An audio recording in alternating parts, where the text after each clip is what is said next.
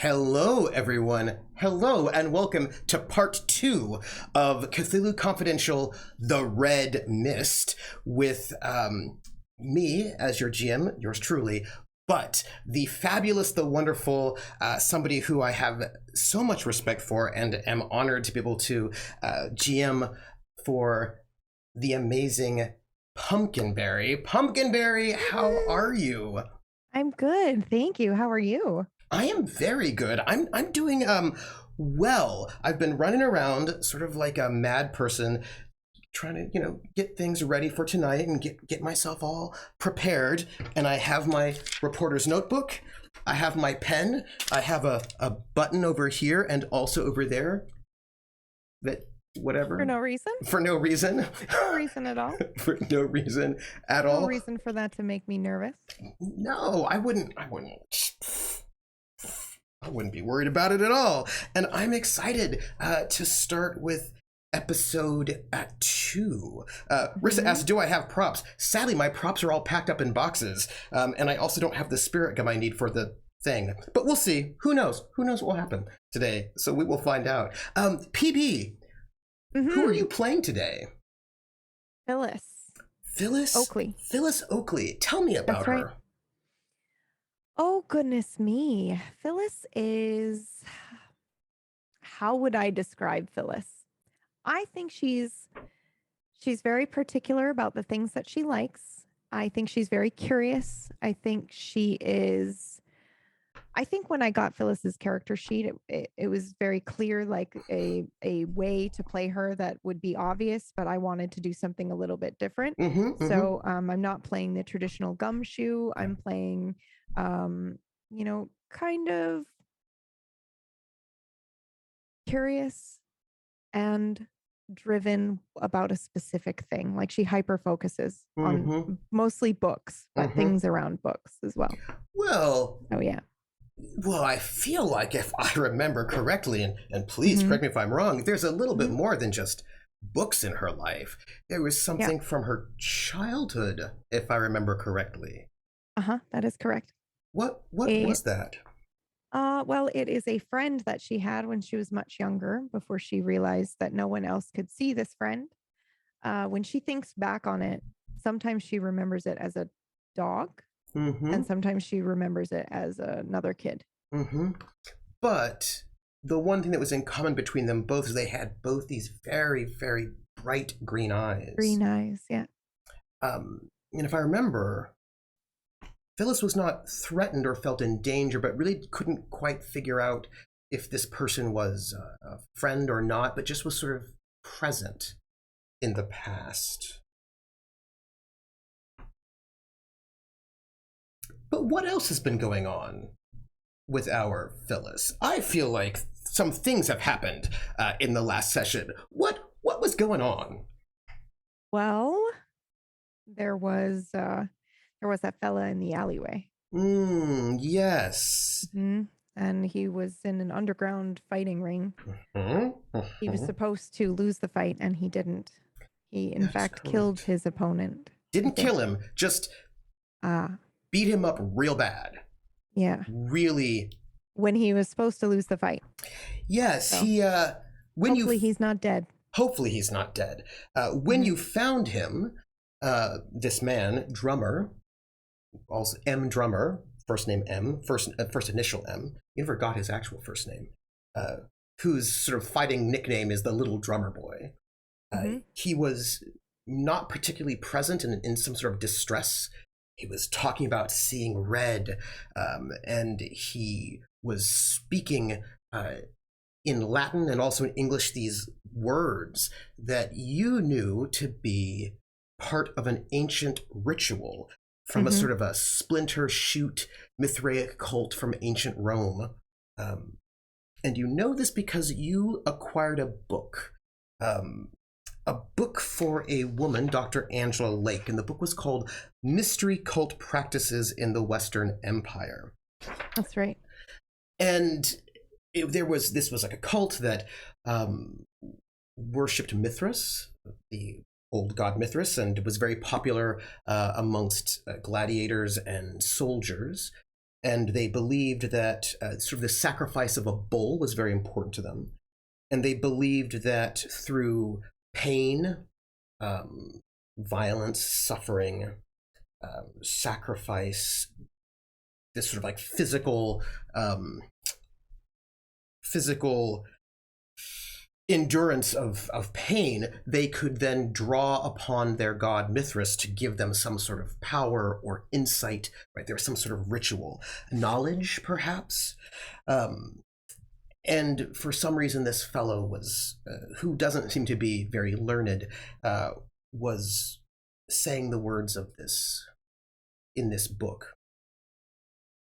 You took him to an all-night cafeteria where you cleaned him up, and you started feeling a little bit like you were in a labyrinth, surrounded in a red mist, and you had these visions of perhaps stabbing him, this large bull of a man, which was somewhat disturbing to you. Somewhat. It was very disturbing. I mean, maybe you like to stab people. I'm not judging you. I don't. That we know of. And you cleaned him up. He left, still somewhat distressed. You noticed that he was wearing a shirt that did not belong to him, clearly with the initials AY. That was clearly a very expensive shirt, much too small for him. As you left the diner, you spoke to the fellow who ran it, Dexter, and he had a bit of a nosebleed, and he noticed that you did as well. And you felt a bit feverish, which was a bit odd. But you went home. You didn't sleep until you did, when you had these terrible nightmares of being chased by something in the labyrinth. Red everywhere. Something that was not the Minotaur, it was something worse. The Minotaur was drummer, or something was odd. He was both him, but a bull, but perhaps a bull man. And there was something else that was chasing you. And then part of your dream felt as if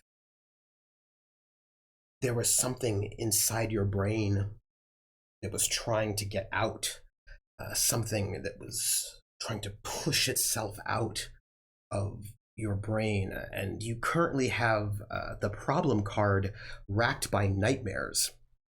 That you when you woke up, you were convinced that there was something burrowing out of your skull, and that something awful, and that problem is still with you, and it will not go away until you take some time to just stare at yourself in a mirror, just probing your forehead to make sure to convince yourself that nothing's trying to hatch from your skull.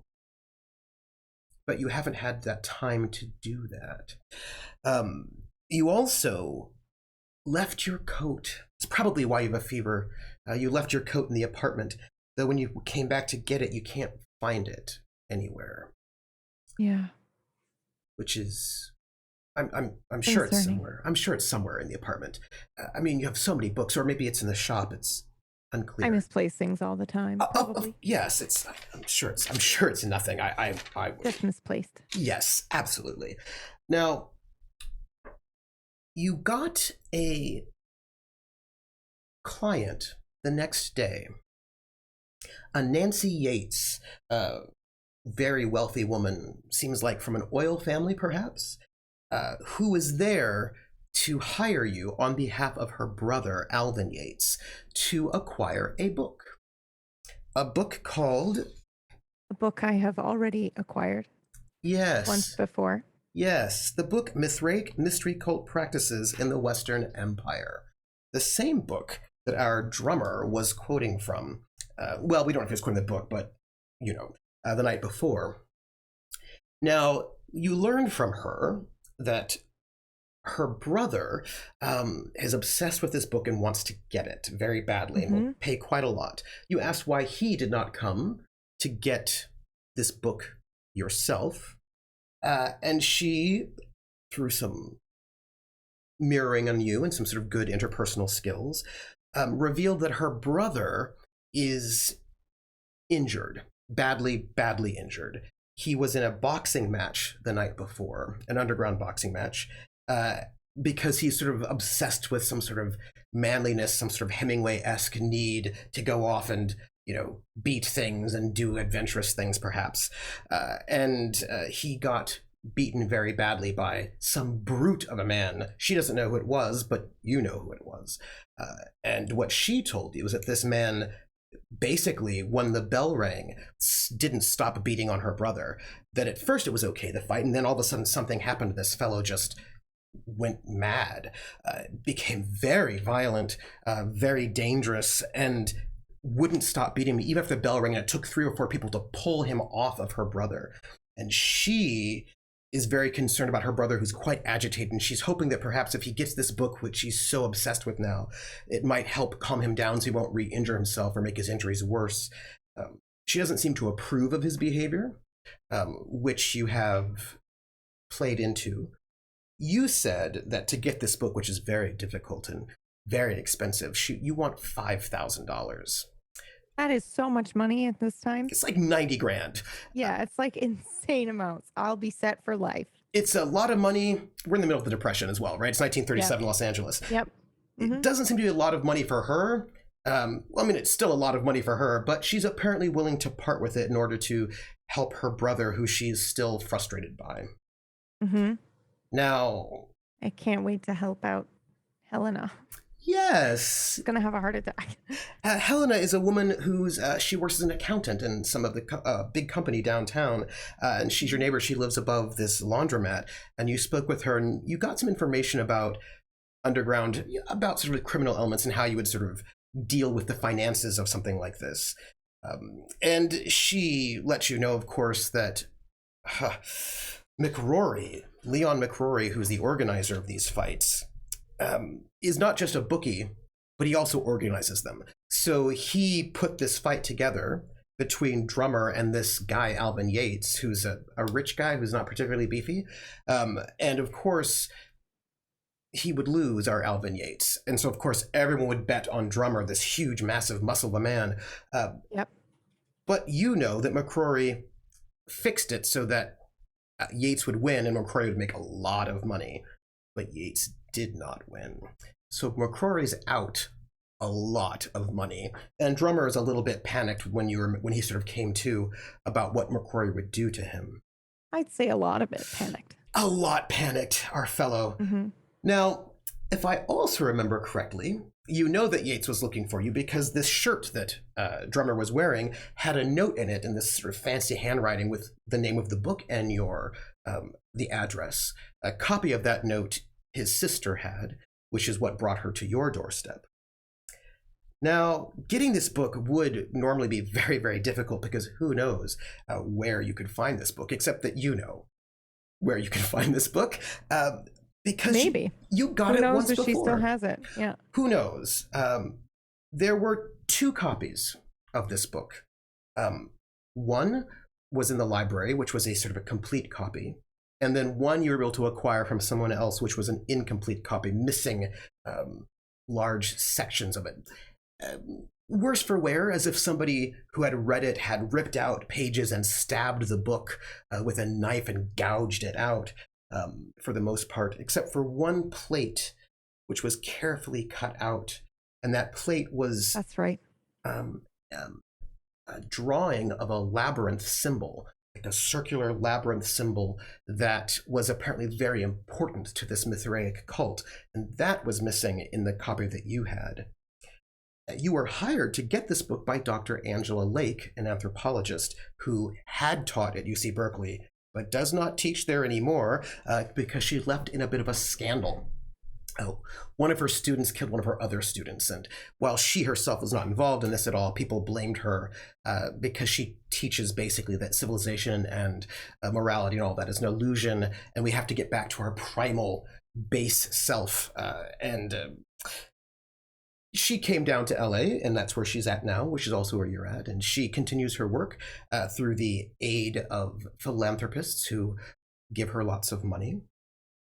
And you got this book for her. You did a little bit of a swap using your filching skills to swap out the copy that you had, which wasn't very good, with the copy in the library, which was very good, and you gave her this very good copy of this book, which she, as far as you know, still has.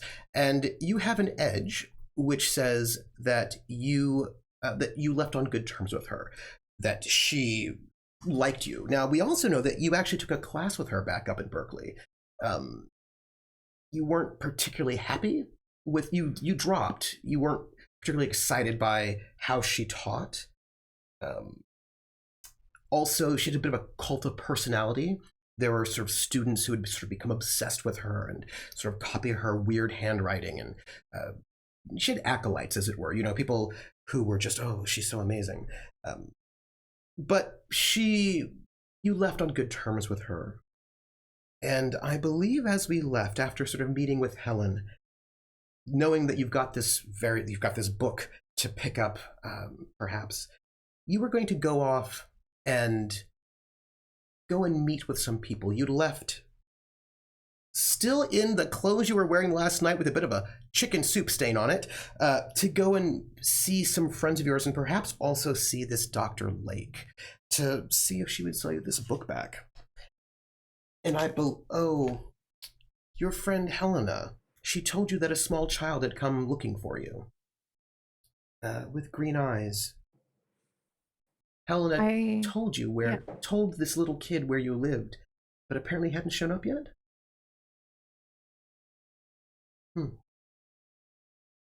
How do you feel about that? I think that it's been so long that I don't really know. It doesn't occur to me right now that it's the same from when I was a kid. And as we left off last time, you were getting on a trolley to head downtown. You're in downtown, but head to a different part. And you heard a dog bark, but you didn't turn your head. Yeah. Where are you heading? I am heading to go see my friend who works at the newspaper. David Shea, if I remember correctly. That's correct. Yes, and if I remember correctly, he works in the newspaper, but he also was a friend of yours at UC Berkeley. He was that's right, a photography student. I have some of his photographs in my apartment. You do. Your favorite one was an empty building. Yep. But you also have photographs of him and you together, photographs that he's taken of you. You apparently got a bunch of his photographs. Yeah.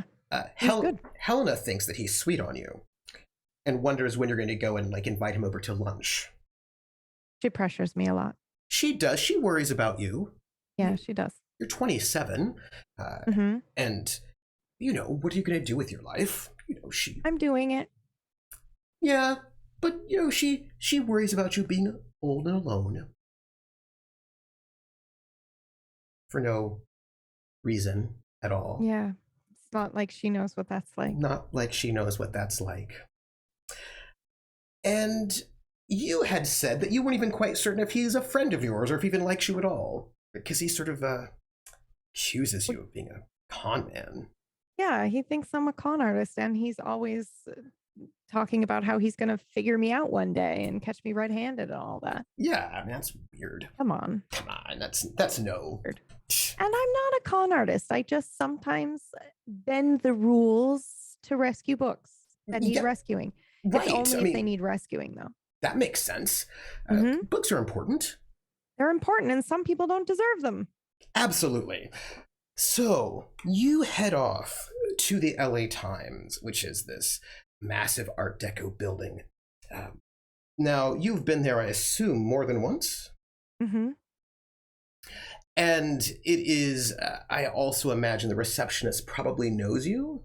Oh, yeah, because if I'm not here necessarily to see David, I'm still looking through the records and things like that.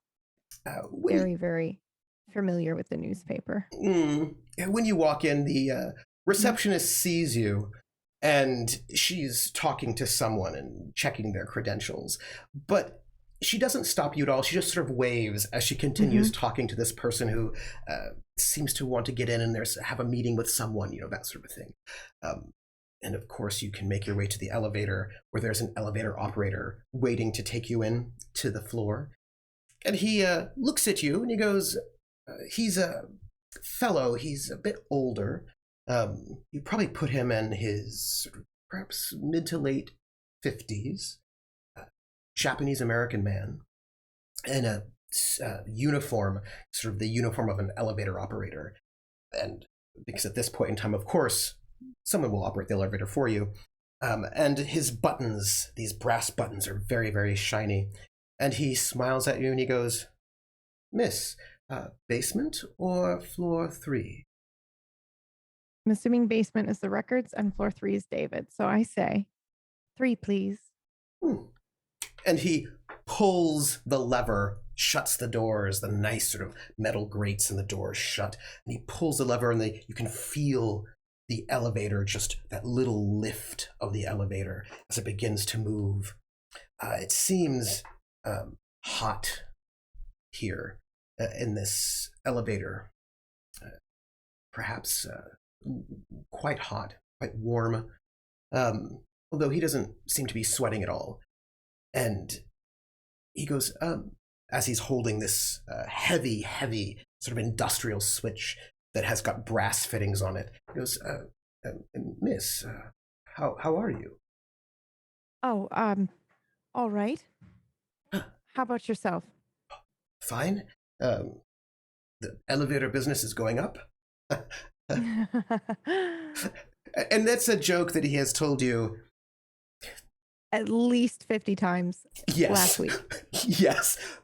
He says it every single time, and you always laugh. It's gotten to that point where you can't tell if he needs to just say it out of habit because I always laugh and I like it, or if I'm just laughing because he keeps saying it. But every time you laugh, Mm-hmm. he has this smile as if he's having an interaction from one human to the next that is that gives him some sort of comfort in some way. And as you slide, as he watches as the lights go, and right after 2, he starts easing up on the lever as the elevator sort of slides to a halt on the 3rd floor, and he unlatches and opens up the doors for you. And you walk into the newsroom. And this newsroom is what it always is. It is a place full of desks, cigarette smoke everywhere. I mean, everywhere. As you see it's like this large bullpen in the center with desk after desk after desk. And on each desk is a typewriter. Some of them are covered because no one's at the desks. Some of them you have people working on at that moment. And you can see all sorts of reporters, most of them men, and not all of them, but most of them men, working away with cups of coffee, paper cups of coffee with their cigarette hanging and smoke everywhere. There are a couple of women reporters here and there, usually off. They're mostly sort of clustered together. Some of them seem quite fancy and seem like they are being very sort of delicate and ladylike. Some of them do not. There are some secretaries, receptionists on the side. There are a number of offices behind glass walls where editors are. And down the side is near the back is where you have some of the rest of the offices, which of course is where David and the rest go. And you make your way through this sort of gauntlet of cigarette smoke, really, to this sort of next area where you sort of move through, and you move to the space where you have a number of easels, and there are all these sort of graphic designers there, where you have layout, graphic design, you have like typesetters, and you have a number. We're moving into like this sort of part of the newspaper, and as you move a little bit next to the next bay, you have a number of desks of the photographers.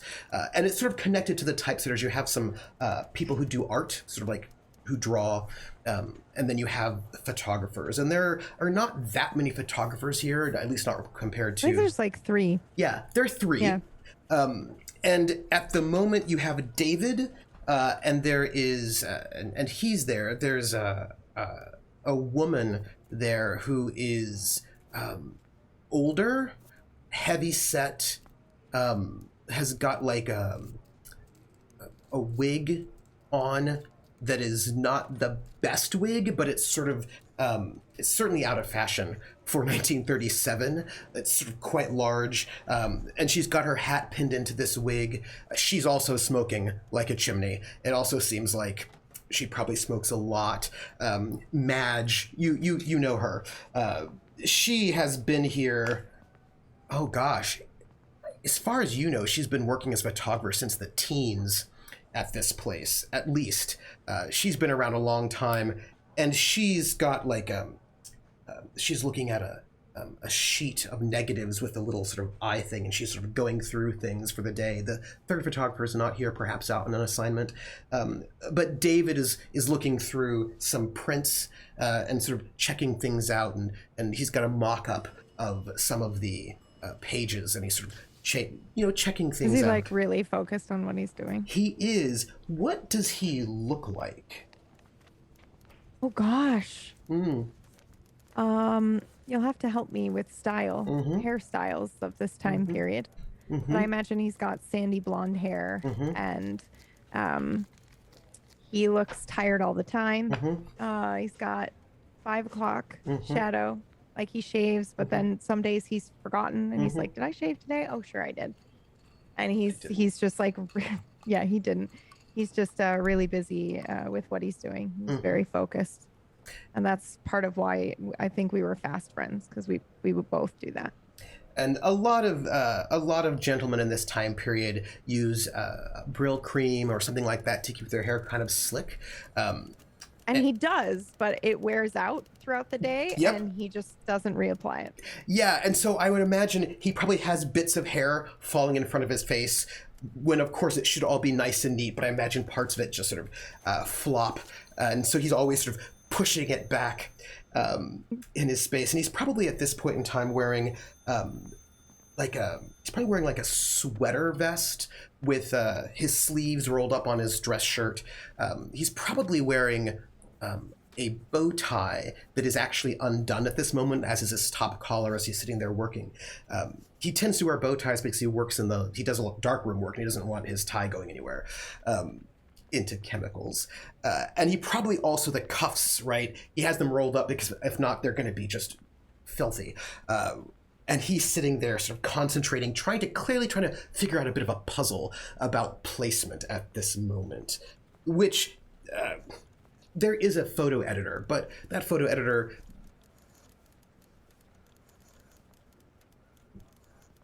sometimes is a little drunk at 10 or 11 o'clock in the morning. Okay. Oof. And so David, takes in a little bit of that work, although he's not actually an editor, but he does some of that sort of layout work because, his boss has also been there for a long time. And as he is sort of sitting there working, he doesn't notice you come in. But Madge does. Oh, yeah, okay. What's Madge's reaction? She sees you looking up, right, from her little sort of magnifying glass. She looks at you. She looks at David, who doesn't notice. And she just gives this little smirk and goes back to her negatives. I just watch him for a second. And I think after a second, I realize this is pretty important and I can't just watch him work. So I'll clear my throat. And he is one of those people that sometimes when he's very, very concentrated, he loses the world around him. Yeah, yeah. And he doesn't hear you, but Madge does. She snorts. And she just looks around for a moment, and she picks up a piece of typing paper, the kind that's actually quite thin, the onion paper, and she crumples it up, and she throws it at his face. And he looks around, and he looks at her like, what's going on? And she just points over to you, and his gaze follows her finger to you, and he looks at you with an expression you can't quite place, and then he sort of frowns and he goes, "Huh. All right, so it's my favorite con artist. What are you doing here?" I actually had to talk to you about something if you have a second. And I glance over at him. And Madge looks at him, looks at you, and she goes, I have got to get some, and she just gets up and walks out. We don't know what it was she had to get, but she had to get some, And as she walks past David, she just pats him on the shoulder, and he has this sort of confused look on his face, like he's not quite certain what that was about as she walks out. And she just gives you this wink as she walks by, her fingers all sort of stained yellow from cigarette smoke. And she's like, "I need a new pack." And she just heads by you. Sure. And then she picks up a Danish. There's like a little basket of Danishes on a desk near the door. Picks up her Danish, comes back, gets a cup of coffee, and then walks out, leaving you two alone in this office. And he goes, "Oh," and he just points to the chair that third photographer would be sitting in. Okay, I will sit down. And he goes, "All right, Annie Oakley, so what's it this time?" Well, I might have a story for you. Oh. Did you rob someone? Nope. Still haven't robbed anyone. Well, I mean, I probably have to go and check in on you to make sure. See if there's a Still story. haven't robbed anyone. Well, I mean, I'd have to, I don't know, I should probably, investigate your shop to make sure. Well, you can if you want, but I mean, you've been to the shop many, many times. It's not different from the last time that you were there. I know, but it's been a while. It's been like, All right. like 2 weeks. Okay. Well, so then come on by then. Well, I you will. don't have to have an investigation to come on by. Well, I mean, just, I mean, sometimes, you have to have a reason to stop by anyway. And I have a reason just to make sure you're on the up and up over there. Just So deliciously awkward. Okay. What do you know about McRory? And all of a sudden, the tone shifts a little bit when you say that name. And he goes, why?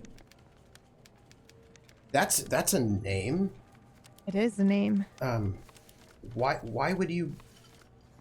are you asking about him? He's dangerous, right? I mean...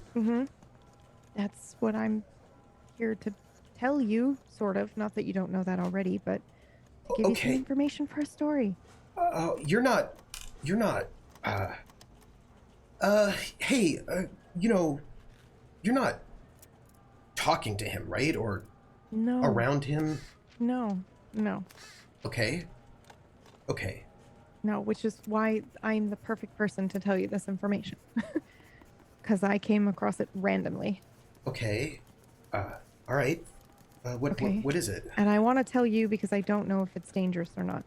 It probably is if McRory's involved, so... Probably an incredibly dangerous thing that I'll be asking you as well.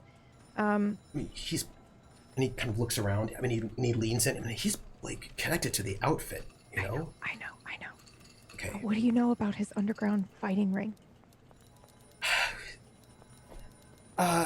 Hey, Phil, this is, dangerous stuff. Why would you, Like I told you, I happened across it accidentally. Okay, well, there's rumor that he is... And you can tell that like he's got information. There's like work Yeah. brain, but And he's trying to think through what he's allowed to tell me and not. Yeah, okay. but he is distracted by the fact that he's worried about you. Clearly, right? Yeah, okay. Like there are these sort of like visions in his mind of like you and an underground fighting match, and that is making him distressed. Yeah, okay. Then I will kind of lean forward, and I don't think physical contact is a thing I would do, but I lean forward and I just kind of try to catch his eye for a second. Hey, I'm not involved in this at all.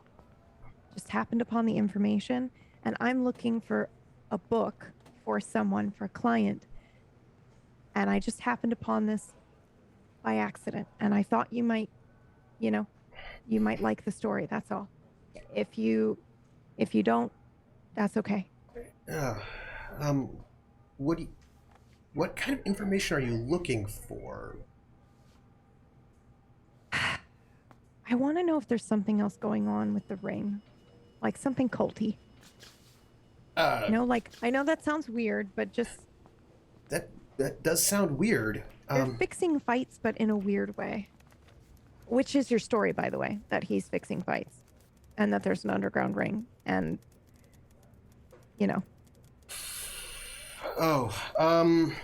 which you don't have to take, because it's probably really dangerous, but yeah. So, wow. What I know is that he does this for the outfit. That's one of the things. I mean, he's their. Gosh, okay, Phil, I'm just okay. He's one of their major bookies for the outfit. He deals with a lot of gambling.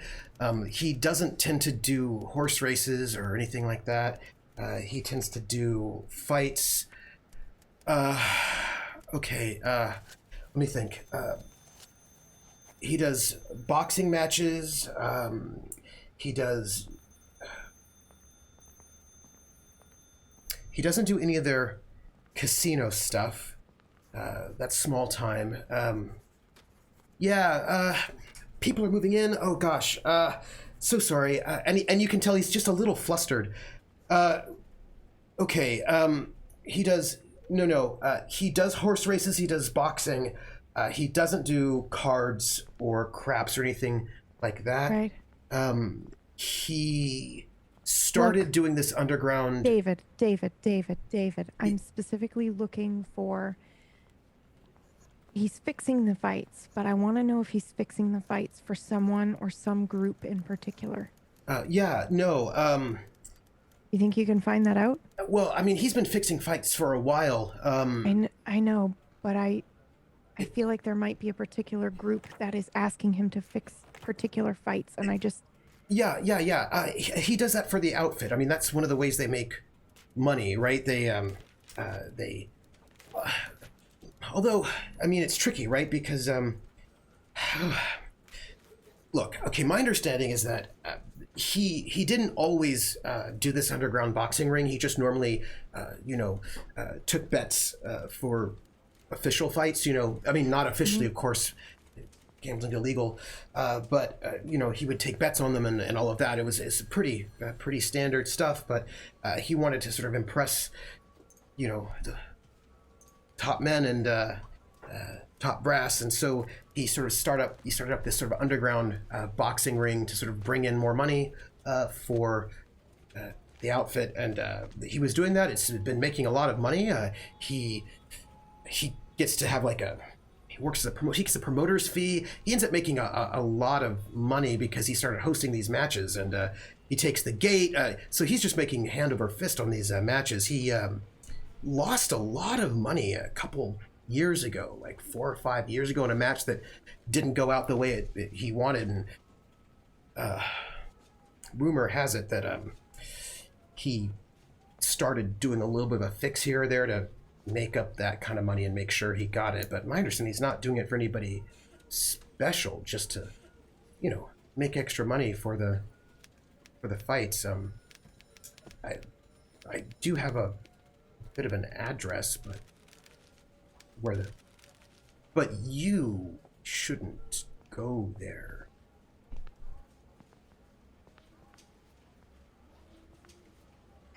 The fights. Yeah, of course. Yeah, it was just kind of funny because it was like the location was kind of interesting to me, but Why? What's interesting about the location? oh, and you know that he actually also double majored in architecture, and so he's sort of like a bit of an architecture nerd. So yeah, well, you know, the LA River, right? They've got those outlets, right? And it's out by Santa Monica that way. And there are these, it's a really cool sort of like all cement, right? And they've got those outlets, but there's an old warehouse out by there. And it has like a pretty extensive basement that is connected to the river. I think actually it must have been some kind of probably like a textile mill of some sort back in the day because they would need the water to go through. So my understanding, it's like there's like a big cistern down there, and they do these old, not anymore, but they do their underground rings sort of like sort of in this sort of large underground basement that's sort of connected out to the one of the outlets of the LA River that takes you out to the ocean. And I always wanted to see it because I thought that would be kind of a neat place. I mean, I kind of love those turn of the century, sort of old industrial spaces. But yeah, I decided not to go. Kind of dangerous. It is kind of dangerous to go alone. Yeah. Also, I mean, it's like fighting, you know. But you shouldn't go. We could go check it out together. Oh, well, I suppose we could. I mean, if you wanted to. I mean, I just go with you to make sure that you weren't like, you know. Yeah, but then you could check out what you wanted to check out, and I could do my snooping. I suppose. Yeah. Okay. I could call you when I find out. I could go check out when the next fight is, and I could call you. Yeah, that sounds good. Okay. Probably shouldn't be for a while. I heard there was one just the other night, and so usually they don't usually have them that frequently. But okay. When I could let you know. Yeah. Also, if you can figure out maybe who he was fixing the fight for specifically, the last one. The last one that just happened. Yeah. Well, then I could look into it. Okay. Sure. Anyway, I just... Yeah, don't... Okay. Yeah, will you just, call me here at the office? Like, tonight, tomorrow? Just... Sure. Okay. Yeah. Just, okay. I'm okay, you know. All right. Yeah. I'm not involved in anything crazy. At least I don't think so. I mean, maybe I am, but I doubt it. I don't think so. Oh, and he has a photograph on his desk, and he just realizes that it's up, and he just tips it down so you can't see it. There's a little framed photograph that's on his desk. He just tips it down. Oh, okay. That's weird, but all right. I notice it, and I'm not socially aware enough to pretend like I didn't notice it, so I think I'm just like, what the... And then he notices that you notice it, and then he just puts his elbow on the desk, like... Yeah, like awkwardly. Like he maybe knocked it over. Yeah, uh-huh. Except that he totally didn't. He just... Yeah, and we both know he didn't, and now we're just awkwardly sitting there like, what are you doing? So I'll stand up. And then he stands up. Okay. Then he sits down. I have to head out. It's in the desert, right, where this other guy lives? Yeah, he's up in the canyons. Okay. I have to head out to the canyon, but the canyons, and I'll be back. Oh, but I'll okay. send you I'll call you. Okay. Mm-hmm. Great. Yeah. Be discreet, by the way. Yeah. Yeah, of course. But Right. yeah. Okay. Okay. I'll see you later, David. Okay, Phil. I'll see you later. And like as you turn, he puts the photograph back up once he figures that you're on your way out and won't look back. But you can see him sort of like tipping it back up as he sort of looks at all these photographs ahead of him and is not quite certain what to do.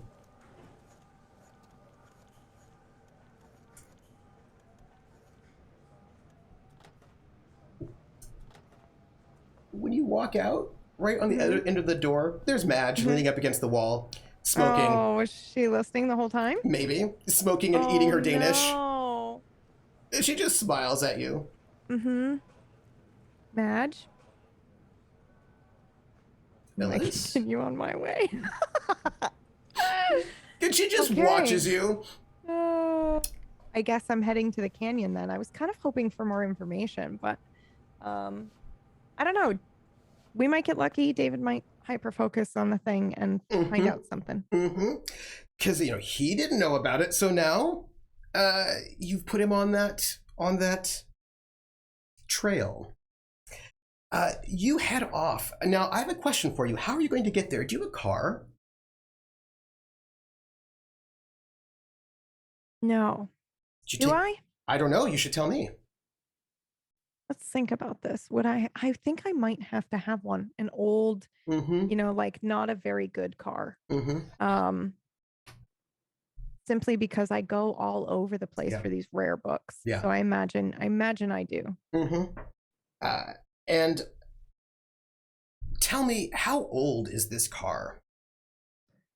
Oh, goodness. Okay. So, like, if it were today, I imagine it would be like this 90s Buick. So what would the equivalent be? Probably like a Model T Ford that is like... It makes putting sounds as I drive it. Like... Yeah. You have to crank it to get it to go, and like you're driving this boat. The window's broken. Like I can't get it to roll down. Oh, so good. Yeah. And it probably has like a lever for the brakes, and it probably does not go like super fast. And I gotta like put all my weight into it, so it's like yes. Like and I imagine it is one of those things as you're driving. You always worry about it when you're going up the hills. So you get to the canyon. You're like, oh God, here we go. Yep. You've got to go over the hills. And as you're sort of moving... Sometimes I don't. Sometimes I'll take the longer route just to avoid going up a very steep hill. Yeah. Yes. I love this. And you make your way out of the city. Oh, my car's name is Betty. Sorry. Betty, absolutely. And you're making your way out of the city. And the sort of the bright lights and the civilization sort of give way to scrub, sort of the desert of Southern California. And you've got these sort of winding roads to take you through all these canyons. And this sort of point is not quite developed. You can see some Hollywood stars are sort of moving into these spaces, but you keep going. You're actually going quite far out here. It's not very close. It's quite remote, actually. This guy who lives out in the middle of nowhere is a bit of a paranoid fellow. He often doesn't come into the city. You often have to deliver books to him because he hates to leave his ranch. It is important for him to stay protected, in his ranch. Every once in a while, he will come out, but he tries not to. And as you drive up down this dusty road, the roads, of course, become dirt sooner or later.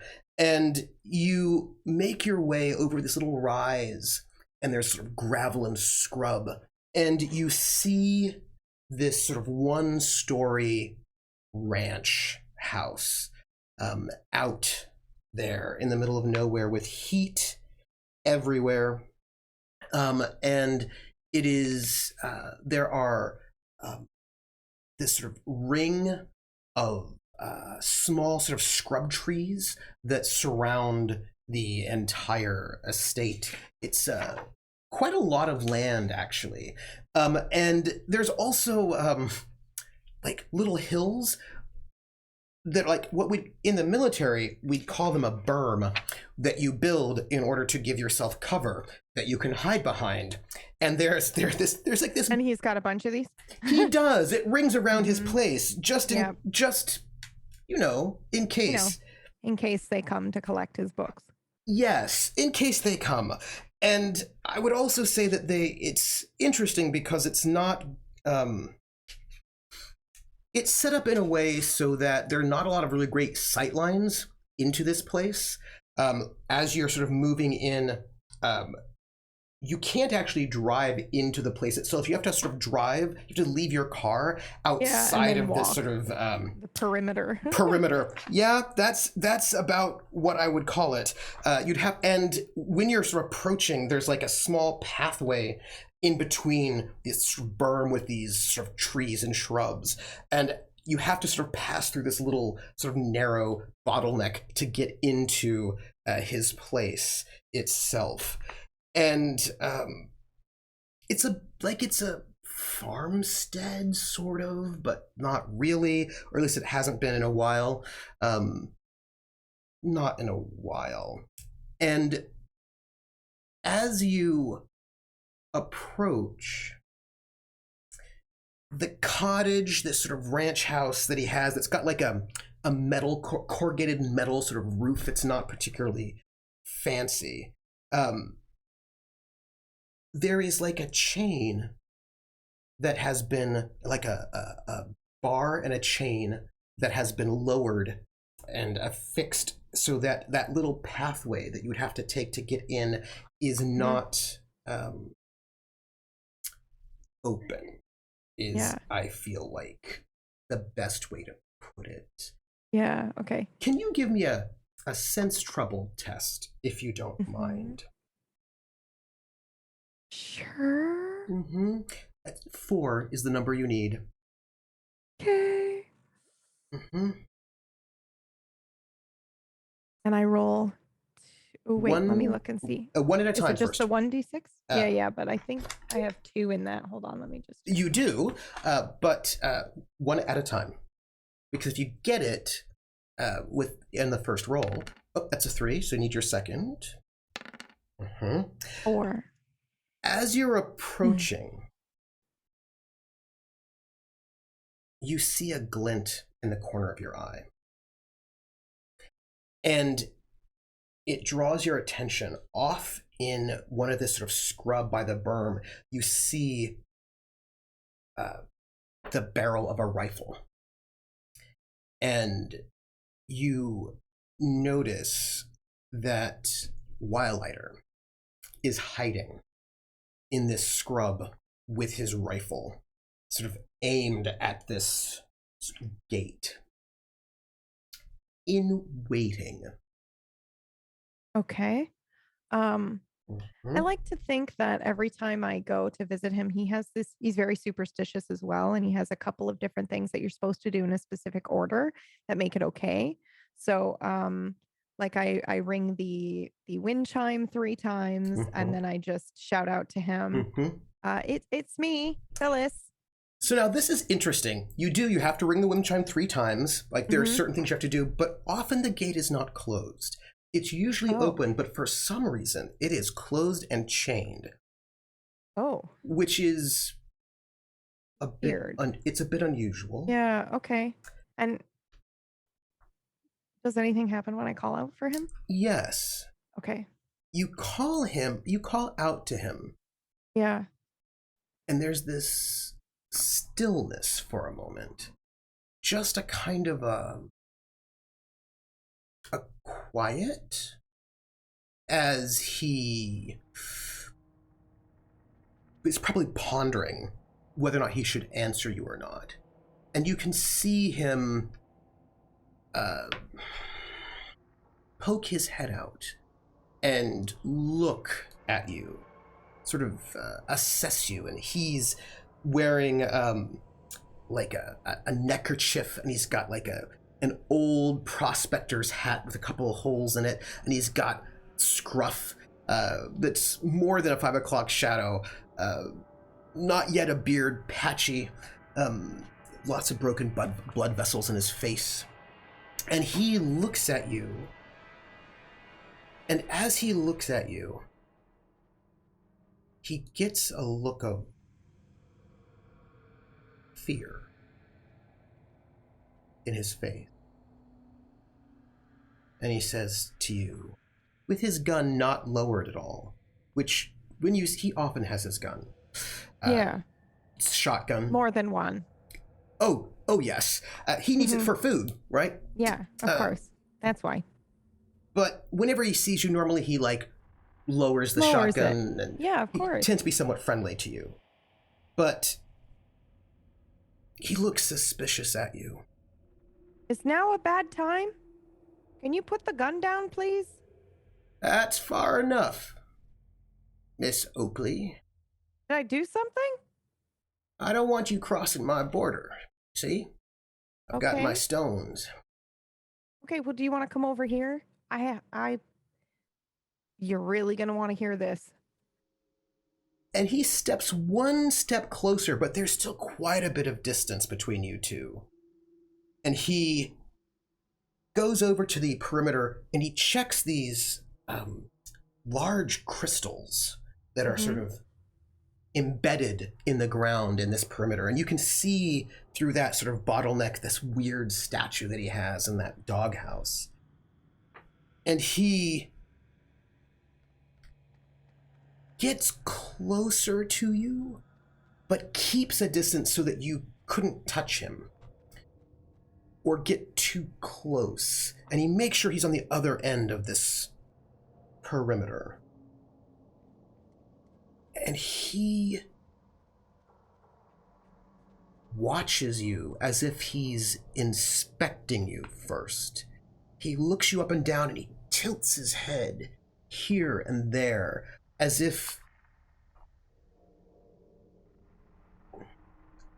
trying to figure out what's happening. And he says, "What is going on?" And he goes into his pocket and he pulls out this sort of old, ragged handkerchief. And he tosses it to you. I'll catch it. You got a bit of a bloody nose.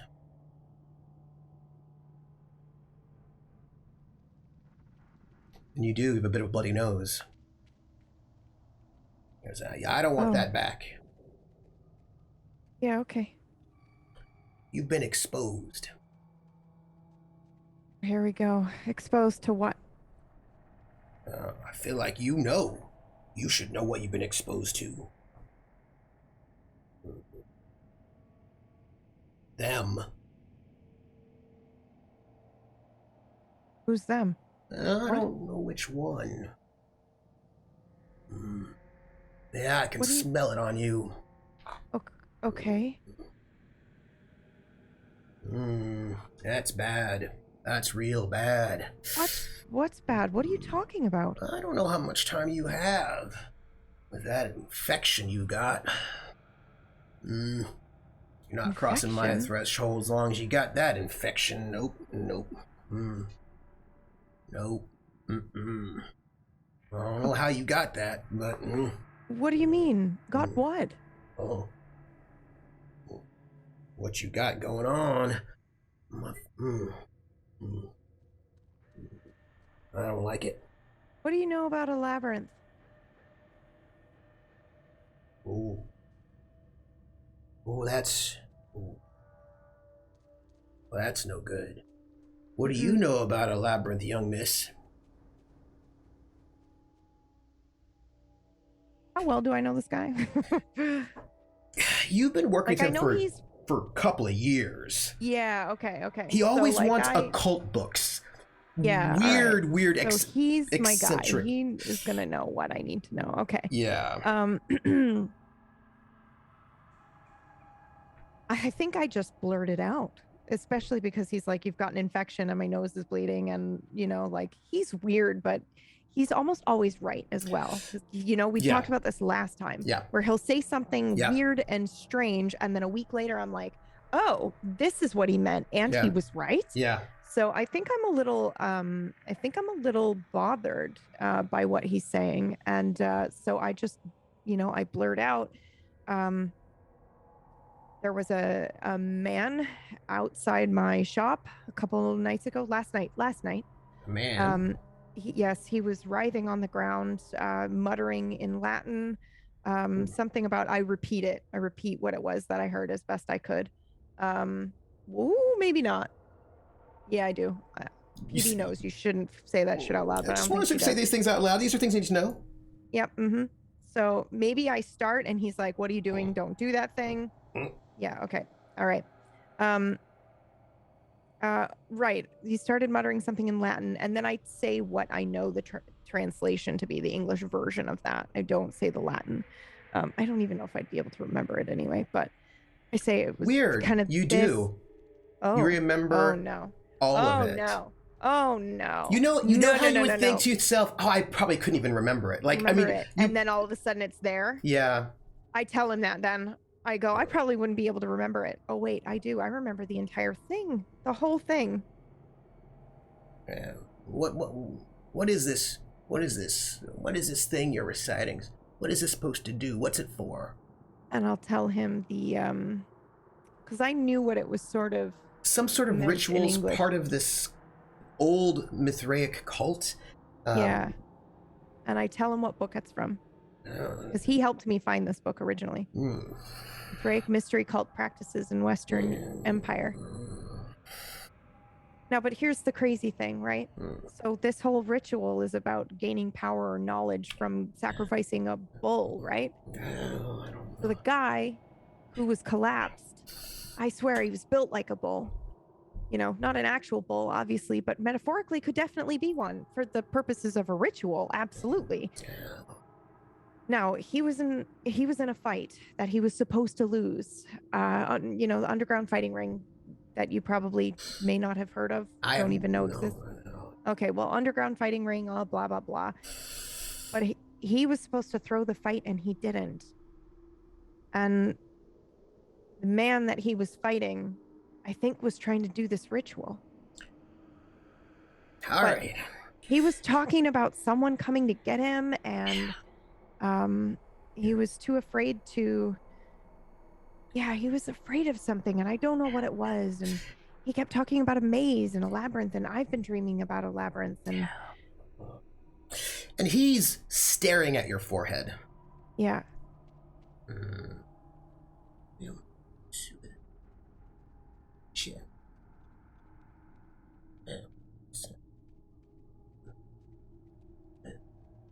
I think this freaks me out as well because I'm worried something is coming through my brain. And so I panic a little. What is it? What is it? It's just and you I'll lean forward. Do you touch? Oh, he leans back. Yeah, okay. There's is that a lump? Is there a little lump on your forehead? Is there? Maybe. Oh, are there two? Are there two? It's really... no. Oh, no. No. How do I stop it?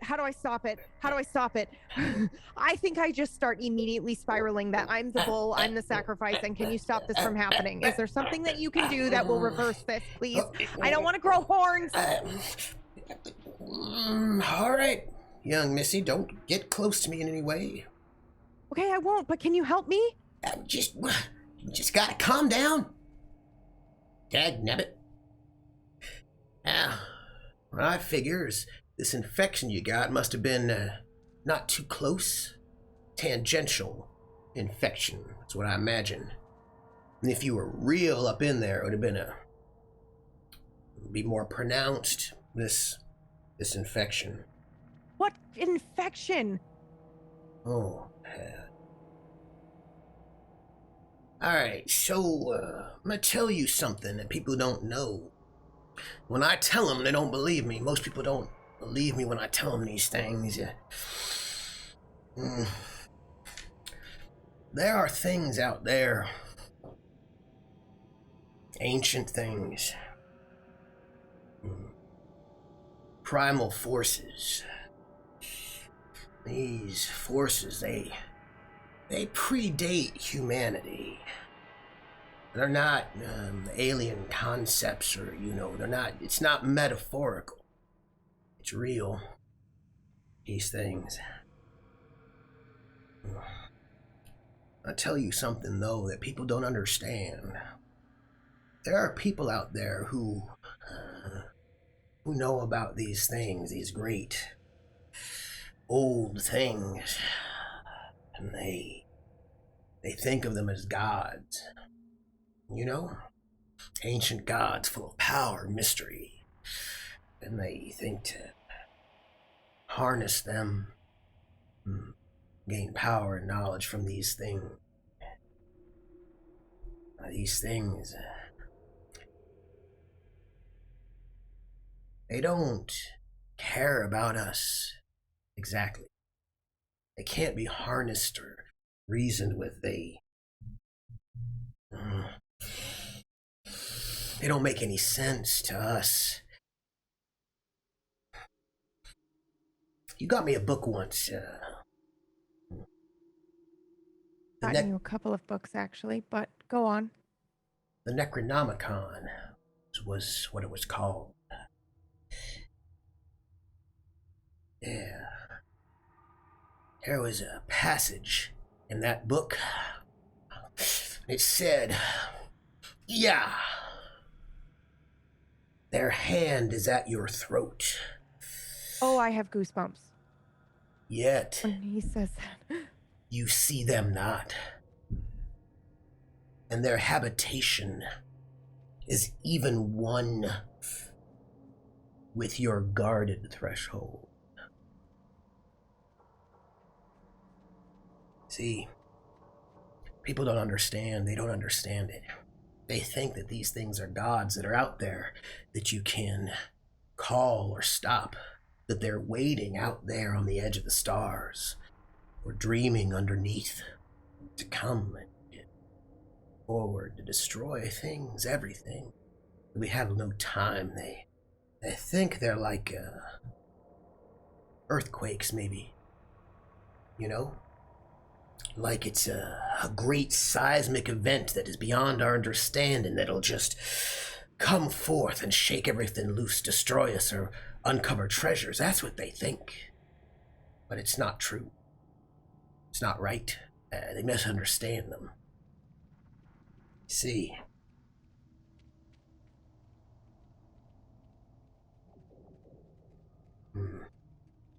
these things, they created us.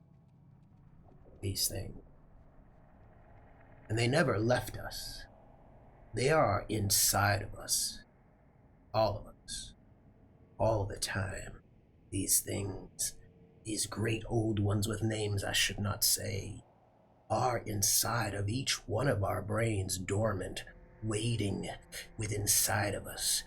That they're within our guarded threshold does not mean that they are in our world. It means they're inside of our bodies at all times.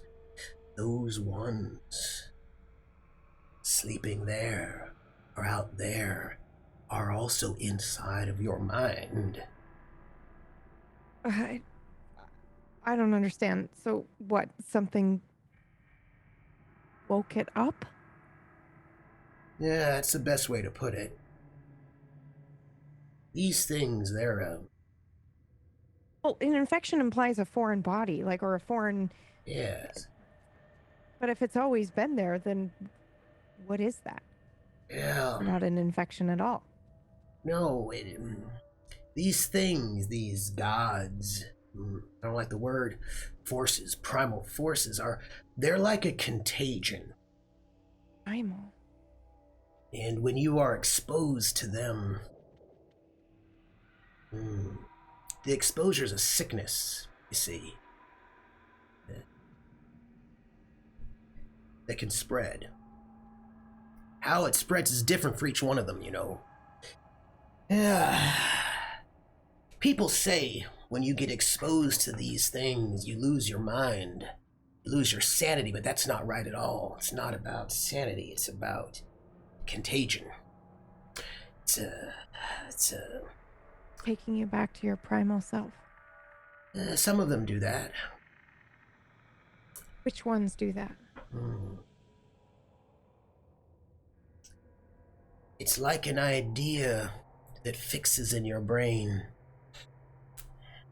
It gets larger. Sometimes it's an idea, sometimes it's a fever. But what happens is that when you, well, how do I say this? Someone is at a place, one of these places where they reside, these things. That exposure can wake up the seed that's in each one of us, that lies dormant, that pervades us, that is part of every piece of who we are. If you are exposed to one of these things in some kind of a way, well, then that thing that's in each one of us wakes. It's like I don't know, like some sort of germ that's sleeping inside of us, like a maggot or some sort of egg that's hatching in your brain. How do I put it to sleep? How do I put it back to sleep? The question is, how'd you get it in the first place? Well, you're saying I've always had it. No, right? no. How did it been lying dormant? Yeah, what woke it up? That's the question. I think the fella that I met. He kept saying all he could see was red, and that he lost control and nearly beat a man to death. Oh, all right. You don't know anything about a bull sacrifice in a maze? Labyrinth?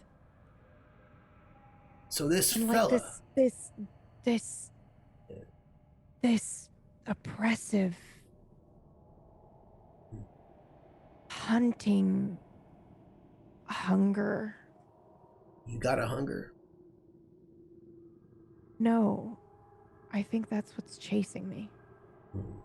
In my dream, anyway. That's what it feels like. I don't know how... it's not like I see anything. It's kind of hard to describe, but I think that would be the best way to describe it. Like, I know it's there, but if I turn to look, I don't know what I'm going to see. And it scares me, so I don't look. But I can still feel it. I can still feel it. I don't know. All right. So listen up. This fella you talked about. He must have been somewhere that woke it up in him. Yeah, he was at the fight. That's what I'm saying. I'm convinced they were doing a ritual. No, that can't be it.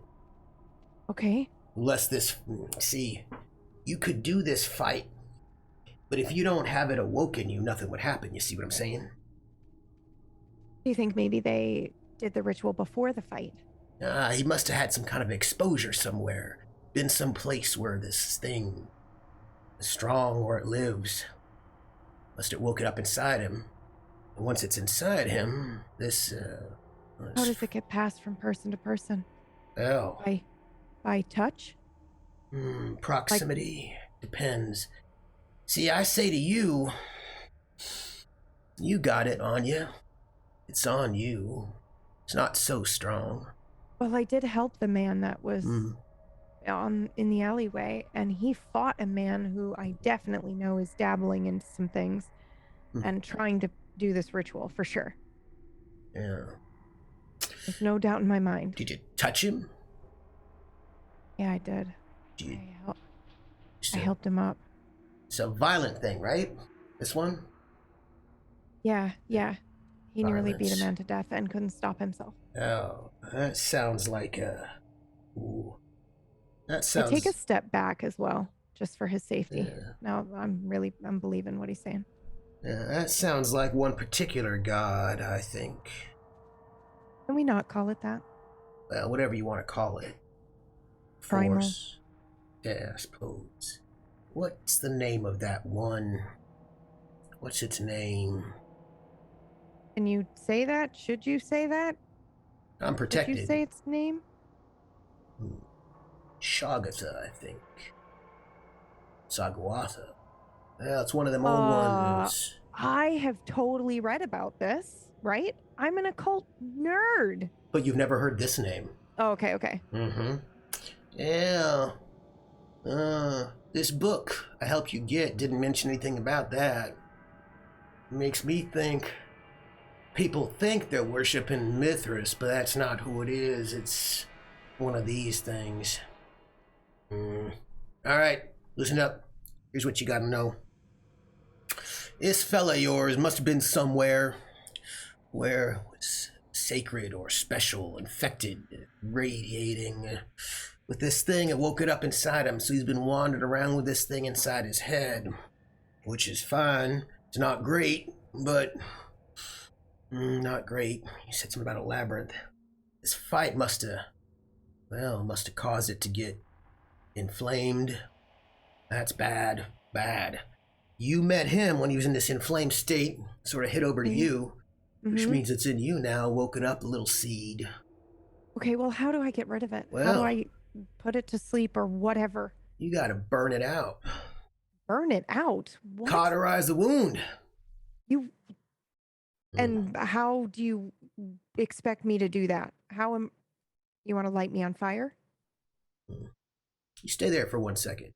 We're not lighting me on fire. Just stay there 1 second. And you think he's gonna go back to his ranch house. He's totally gonna light me on fire. I genuinely in this moment don't know if this guy's gonna come out with something metaphorical or an actual tank of gasoline. But he doesn't go very far. He goes to like part of his little hidden spot. And he goes in there and you can hear him opening up like a metal box. He comes out with a pistol. What is that? What is that? What is that? What are you doing with that? And he puts the pistol on the ground and he kicks it across the threshold to you. And then he puts a box of ammo and he kicks that across the threshold to you. What? Better take that gun and that ammo. I don't know how to use a gun. Well, you better learn fast. Take that. Take it. You pick it up. I'll pick it up. All right. But I'm like, ooh. Let me give you an edge.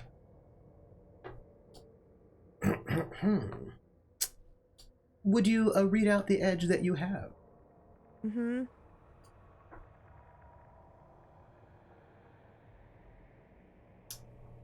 Oh, wow. Could you read it? I will absolutely do that. Old man Wilter. That's it? Is that how I say his name? Wylighter. Thinks this will only be settled when someone's dead. He's crazy, and you're certainly not going to murder anyone, but still, you've got a gun in your pocket. Get an automatic advance on one fighting test, gaining a push and discarding this card. All right, now you listen to me. You got some kind of infected person out there who's infecting all sorts of people. You gotta get rid of that infection, you know what I'm saying? You want me to murder someone? I didn't say that. But that's what you're not saying. That's what you're implying, heavily implying. That the only way out of this is to murder someone? Most people don't understand. You have to put an end to it. You see what I'm saying? Yeah, and then I end up in jail. Well,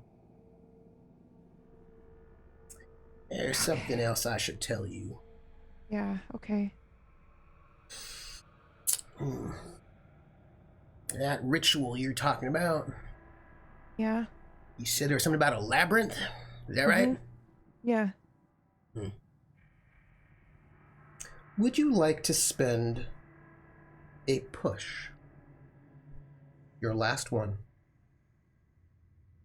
There's no way to get those back, right? There is. If you get the number you need and you still have dice left over, you will get another push. And there's no other way? That is correct.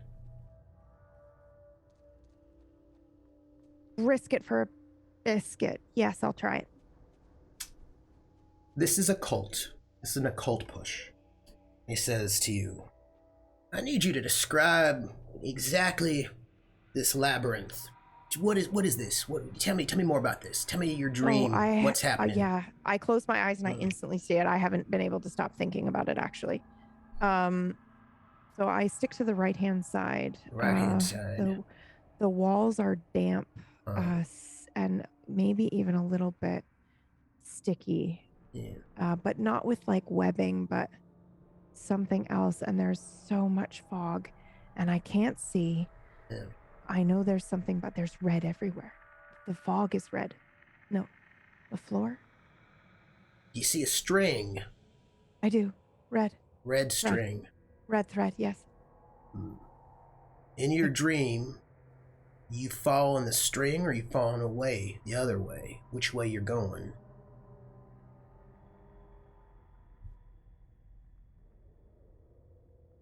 The string. I'm following the string. Being chased? Is that right? Yes. Yes. You're running away?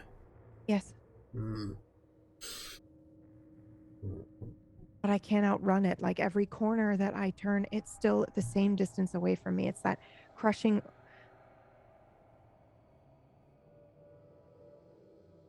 I'm going to tell you something. Uh-huh.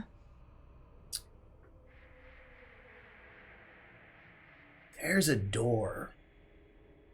Where? This door is metaphorical. Okay. Yeah, maybe it's a door in our mind. I don't know. Saying there's a way out of the labyrinth? I'm saying it's actually a bit worse than that, really. What's worse than getting out of the labyrinth? Something else getting out of the labyrinth. That thing chasing you, getting out of the labyrinth. Yeah, well. See, when the door's opened, yeah, you're in trouble. Is this like one of those I'm the door rituals? I figure this fella's the door. This fella yours. You could be the door, but looking at you, doesn't look like it's that far enough yet. Far enough along with you. But it could be. It could get far. Could be. Could. What? Oh, yeah. Well, yeah, you yeah. still haven't told me how to stop it other than killing some guy. Well, first you gotta... Well, I didn't say you should kill nobody in case there are lawyers or something like that around. But We're if in the middle of the desert. They're always listening. That's why they're always listening. That's why I got my telephone inside the doghouse. They can't hear me. Because I listen through the wires. I know. Right. All right, you Wires, listen to me. Of course. I'm listening. When it gets opened up, it's like a door opens up. Yeah? Okay. And, what it sounds like to me is that this labyrinth is the ritual. Actually. Yeah. This outside thing that you're talking about, I don't think that's it exactly. You said this fella was, you said he was in a labyrinth? He was talking? Yeah. He was confused, like, how did I get here? And it looked like he was touching walls. Yeah. All right, you listen up. See. Okay, I'm listening. Hey, how'd he get in there? What did happen? How'd he get in the labyrinth? I don't know. He was in this fight, and then he said he just saw red, and... Well, that's no good. He couldn't stop. Yeah, sounds like the fight triggered it. Got him in there. Right? So this is what I'm going to tell you. Here's how I see it. You open that door. Well, probably with this thing, you got to have extreme violence, pain, something like that. Something like that will get you in there, maybe. Close, at least. I shoot myself in the foot. That is insane, but it was my first instinct. I know I have a surgeon friend. I think I just shoot myself in the foot. He calls out to you. You could hear him say, no! Well, you got to load that gun first. You got to load the gun first. So I am loading the gun. He goes, hey, what you doing? What you doing? Yeah, what if I shoot myself? I know that sounds insane, but the violence, I don't have to kill anyone. You want to go be the door to let that thing out through you? No, but... Well, then don't do it. Yeah, I could explore. Oh, you see, this is how they get you. This is how they get you. You do listen to me. What happens is you go in that labyrinth, you walk through those roots, yeah? Yeah. And that's a trap. It's gonna follow me out? It's gonna follow you out. Yep. You walk that labyrinth, it walks there with you. It chases you. You make your way out, it gets out. So how do we stop it from getting out? Mm-hmm. Well, the way I see it, you gotta walk the labyrinth backwards. That's it. I can't, it's there. Yeah, that's the trick, innit? You gotta walk that labyrinth backwards. Walking it one way, forwards, opens that door, brings it out. Walking it backwards can put it back away, I think. It's my guess. So I do have to go there. Well, you don't have to go there. The other way is you just stop that infection. You're not far enough along, you should be fine. But that big fella, he's gonna infect people all the time. I know, but okay, so my options are to shoot this guy or I didn't say that. Allegedly. Okay, allegedly shoot this guy. Hypothetically shoot him, maybe. Hypothetically, allegedly. Well, I mean, here's the thing. You can go in there and do your thing if you want. That's fine. So it won't come out through you, but he's a problem. He's going to keep infecting people. So even if I walk the labyrinth backwards, he's still going to be infecting people? Well, and he's going to still be infected. That's the thing, innit? So, I'm going to tell you. But I can't trust him to walk the labyrinth backwards. That's the thing, innit? So, you got to just Why do you look so happy? This is the worst thing that could be happening right now. You got to burn that out. By the way, that push gives you one last edge. A very important edge.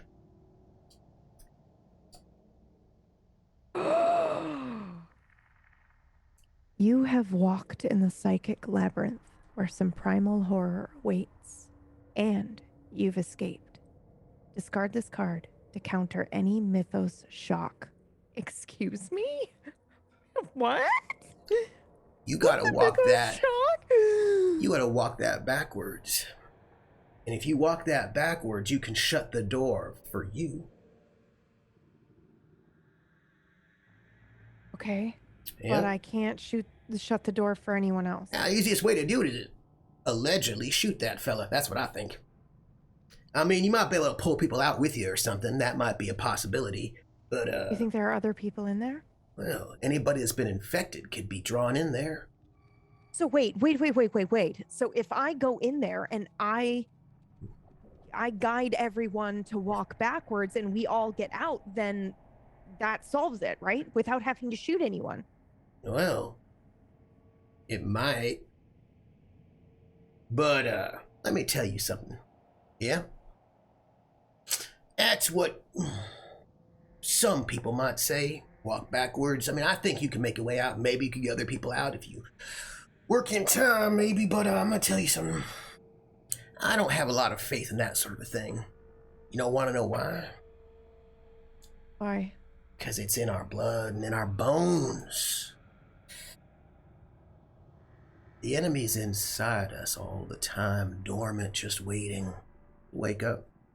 Your enemy's half asleep. Sounds like that fella is fully awake, just waiting. See, they're not out there, they're in your mind. They are your mind, they're everything about you.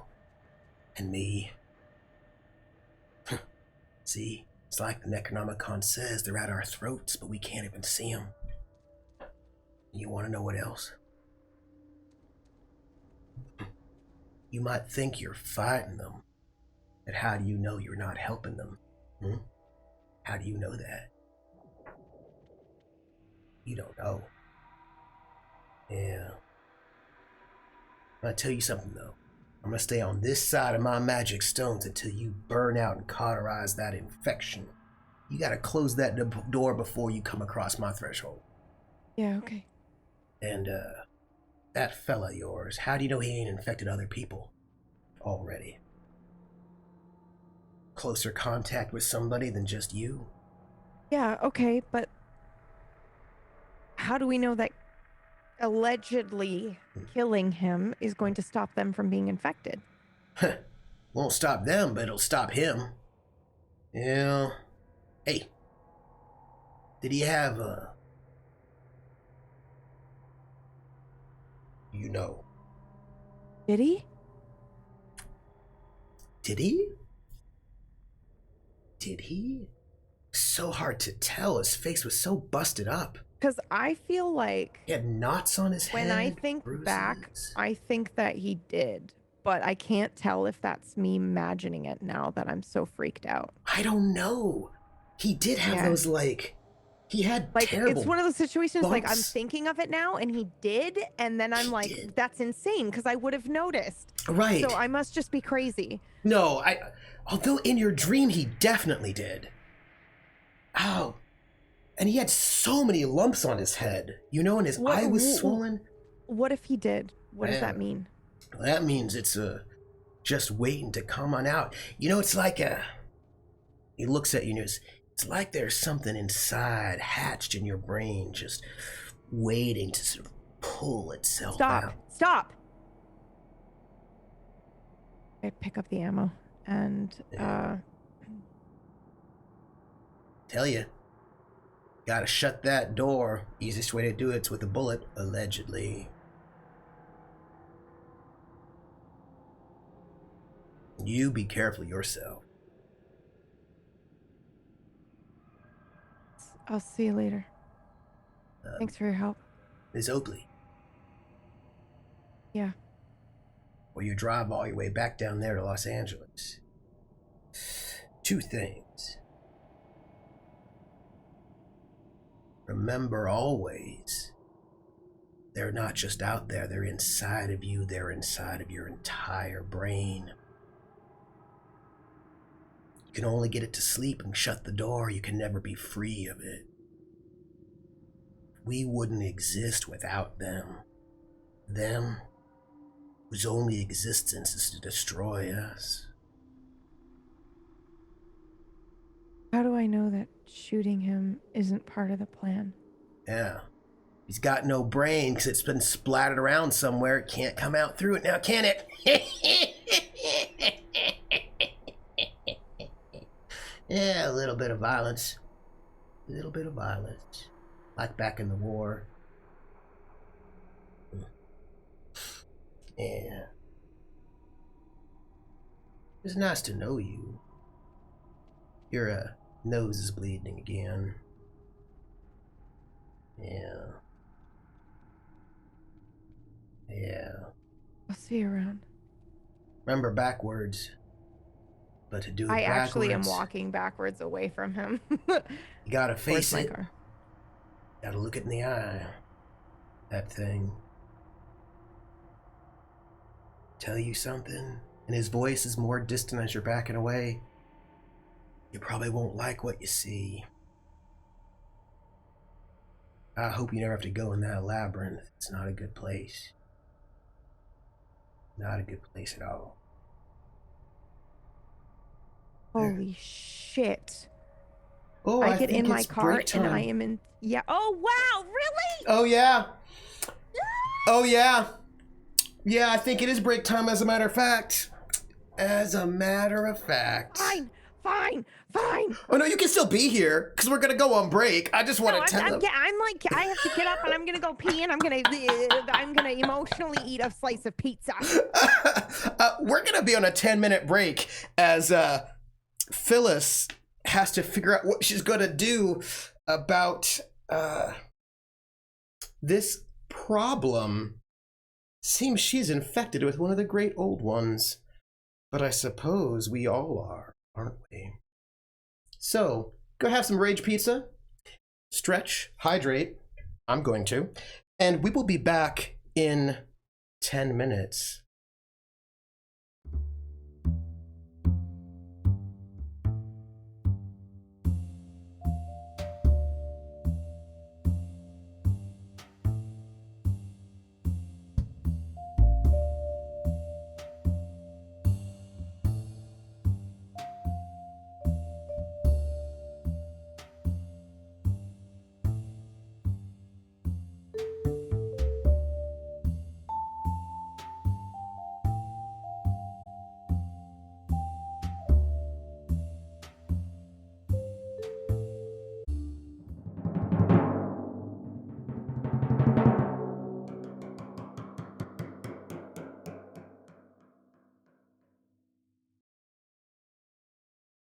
And we are back for part 2, the second half of part 2 of The Red Mist, with our amazing PumpkinBerry as Phyllis Oakley, who has learned that Phyllis has been exposed to a contagion that is the Great Old Ones.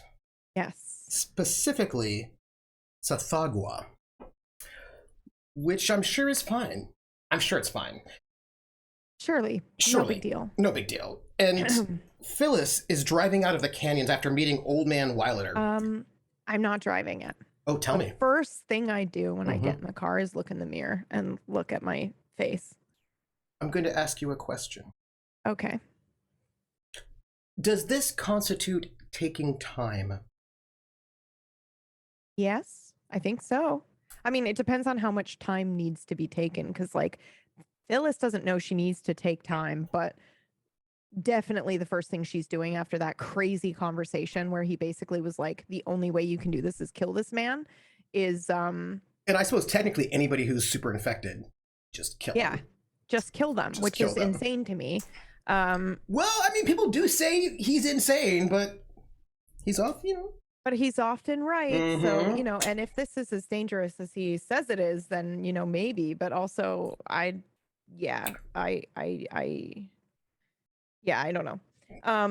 Okay, so I'm definitely looking to see, because it freaked me out the moment he said it. And a couple of times I was pressing on my forehead, and also it just feels like something's trying to get out. So I do think I look at my reflection a bit. So I will ask you this way.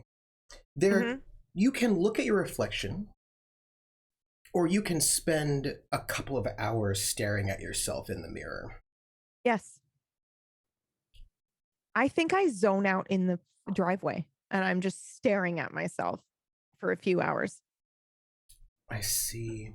And then I lose time, and it's been a few hours and it's dark now. And I kind of, when it's over, I look around and realize suddenly that I've been sitting there.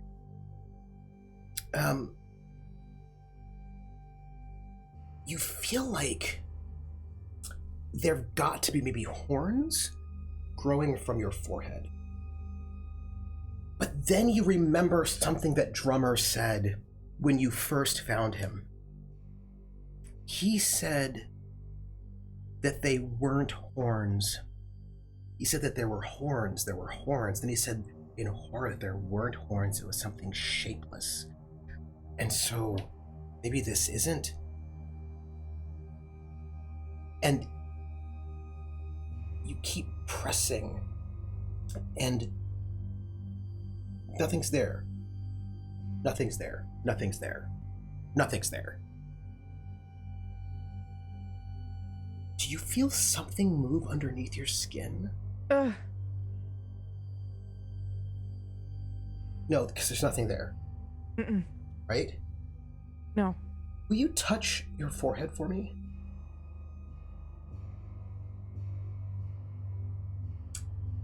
Will you touch your fingers like this? You know when you touch something and then you can feel somebody touching you back? Uh-huh. It's like that. It's like you can feel some fingers touching yours. Oh, no. It's okay. Hours. After a long time, you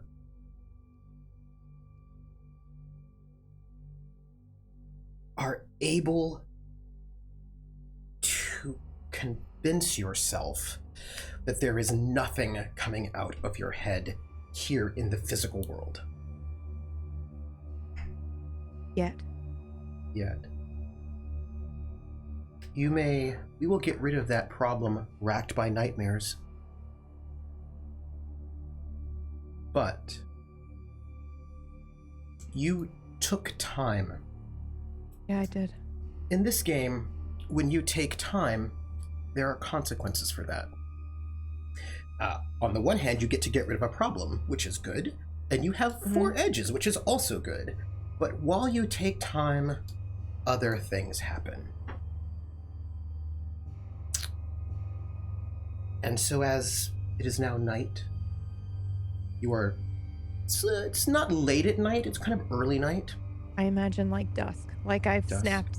Like I went to see him in the early afternoon. Yeah. Like, well, actually it would have been morning because it was like the second thing I did. Yeah, that is correct. So, and then all of a sudden I like come out of it and the sun is about to set and I'm like, holy shit.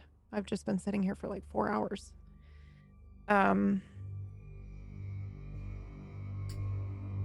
I am thinking some pretty crazy things. Would you like to hear what I'm thinking? Well, I'd love to, except that something happens. Oh, okay. Because you took time. Yeah, okay. Yeah. What happens? So you're driving back, yeah? Back to the city? Because, like, you calmed yourself down, you're driving back? Yeah. That's awesome. Yeah, I would. Yep. I wonder what people have been doing while you've been staring there just looking at your forehead. Actually, I do know what they've been doing.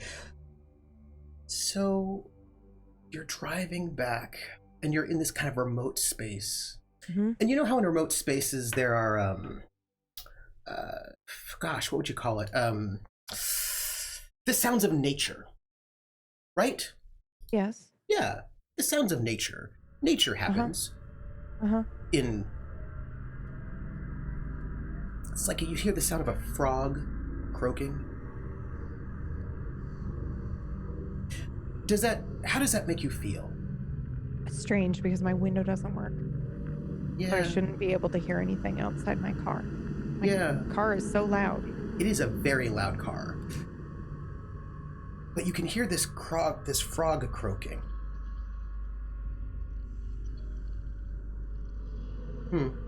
No, it's not a frog. It's 2 frogs. No. It's 10 frogs. 20. All around you, the sounds of frogs croaking. It sounds like hundreds of them. You can't see them. It's too dark. But you can hear them. And then you hear a drop of rain hit your window shield. And then another drop of rain. And then you're in a rainstorm out of nowhere in the desert, except here's the thing. The rain is red, like blood. It's red everywhere as these frogs are croaking and there is rain going. And as all of that is happening, the rain, the frogs, all of it, your vision goes red.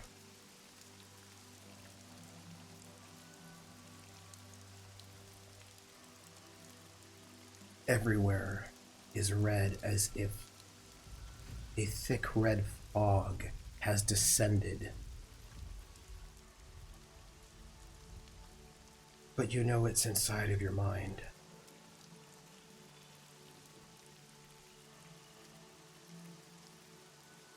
What do you do? All you see is red. I stop my car. And it's frogs in this blood red rain.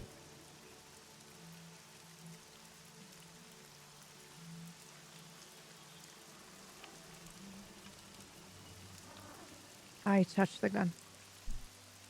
It's cool. It's comforting, perhaps. Violence can be clarifying. I know what I have cauterizing. to do. I know what I have to do. And the rain stops. And the frogs stop.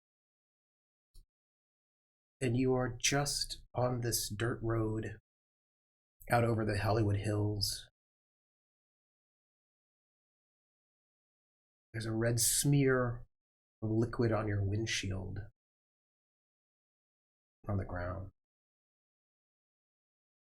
And you can see the beautiful lights of Los Angeles, the city of dreams, spread out before you.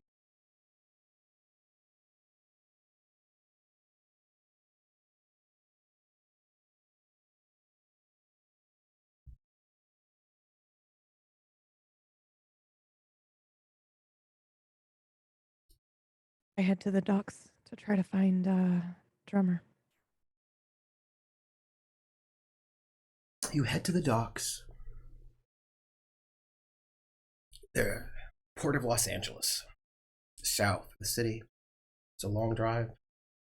There are people milling about.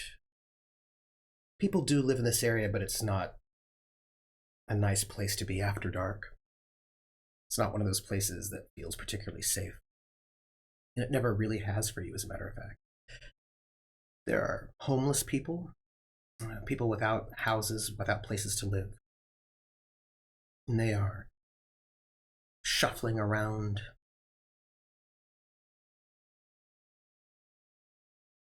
But you have the streetwise skill.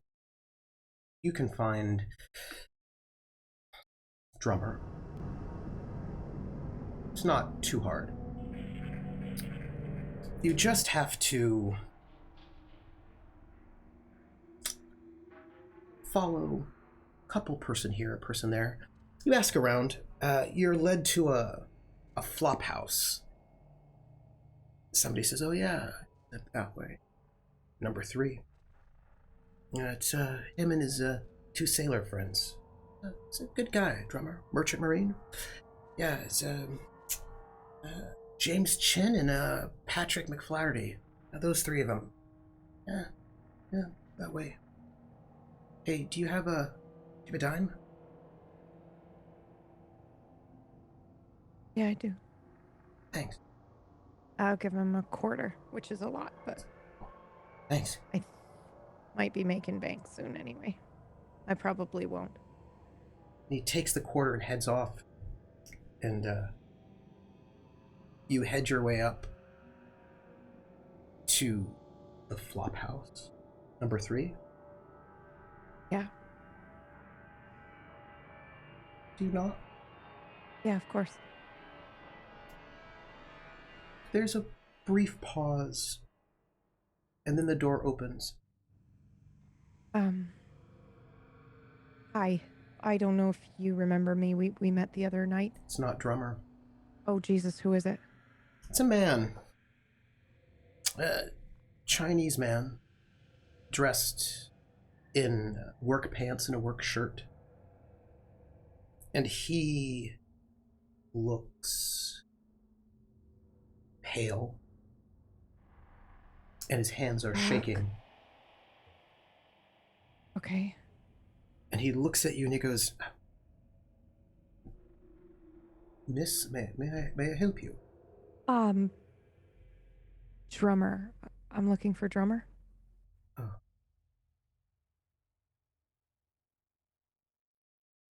And his face falls. Is he all right?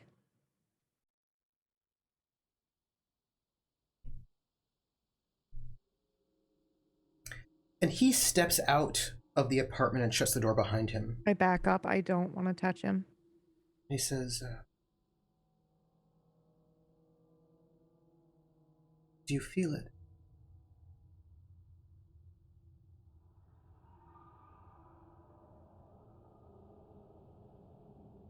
You did, didn't you?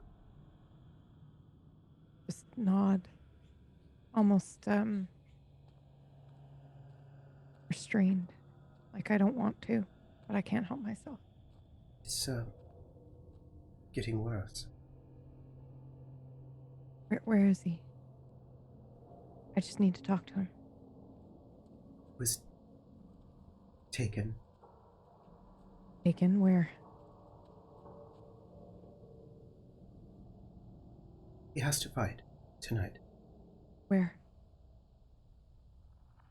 I think I can help him. McCrory was here. He just left. Okay, where's the fight? At the ring, the cage.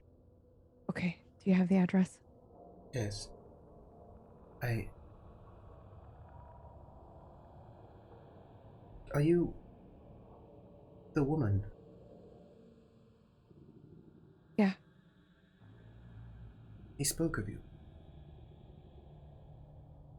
Well, I meant what I said. I'm gonna try to help him. And I think I can. But I need that address and I need it now.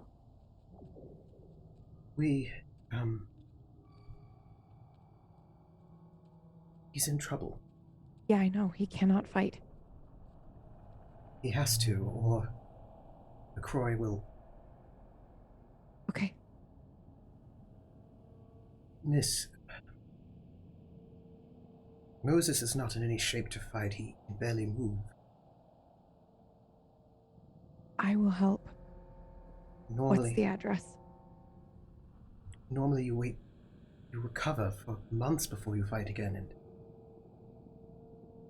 but McCrory was here and took him away to fight tonight. It's a man named Baby Madison, who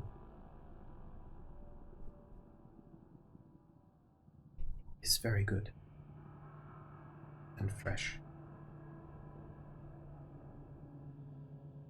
McCrory said that Moses owed him.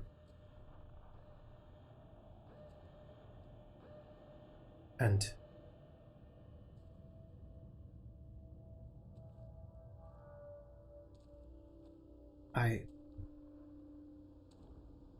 there are three of us. Moses, myself, Patrick. We have been sailing together for 20, 30 years. We've seen things. Are you dreaming?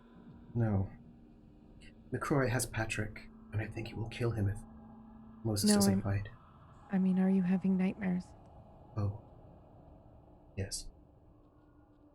Yes. Of a labyrinth? Who told you that? No one. It's like... I thought that it was taken care of 10 years ago. What do you But mean? it's getting worse. It's back again. Don't quite know how to fix it, though. The old man... Wait, you've had these nightmares before? Oh, yes, yes. And Drummer? He seems to look uneasy a little bit. Yes, we all have. We three.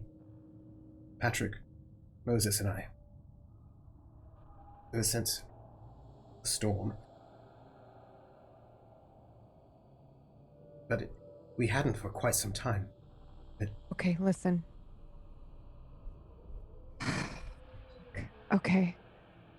This is gonna sound absolutely insane. Perhaps. I think you woke something up. And it's trying to get out through you. And there is a fucking professor and her student. And they're going to be looking for you three. You cannot tell anyone about this. The woman? And I'm... Was the professor a woman? Yes. Yes, she was here. Where? When? She was here today. Looking for... For Moses, yes.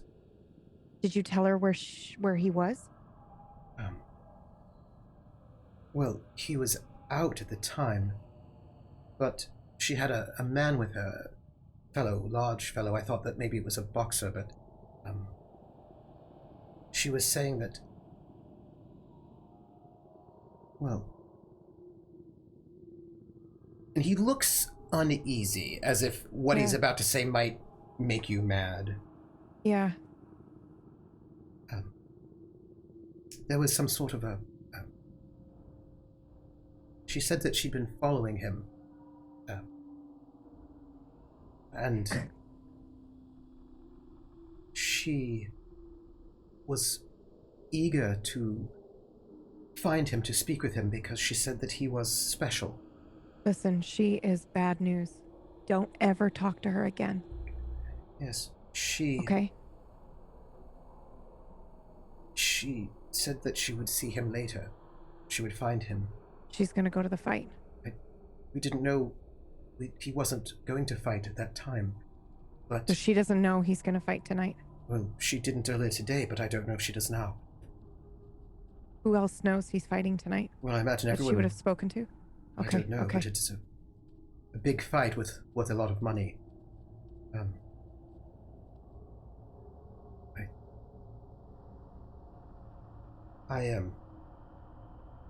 This is... I don't think we woke something up exactly. I think we went to the wrong place. Yeah. I don't know if this will help, but it was 10 years ago. Where were you? Marseille. We'd just come in. Our ship had just come in, and we had been drinking, and we were walking on the docks and having a lovely time. We were singing. You wouldn't have $1 or two, would you? I will take it out and I'll put it on the ground and then I back up. He picks up the $1 and you can tell he probably has not eaten in a bit. Yeah. He's muscular, but a bit more than thinner, you know? What he asked for. Yeah, I would leave more than what he asked for.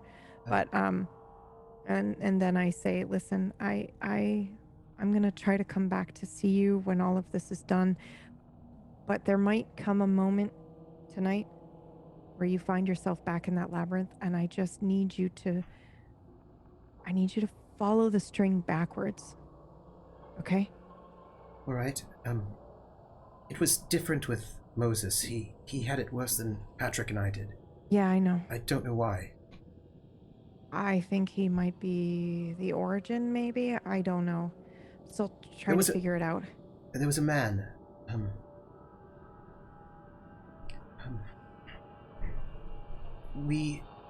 There was a terrible storm, so we had to get shelter somewhere, and we followed just the vagrants down into a cellar. Did he have green eyes? No, he didn't, but there was another one who did. We didn't see him till later. We were in this cellar, but the cellar had a trap door that went deeper into the underground, and we all went down there.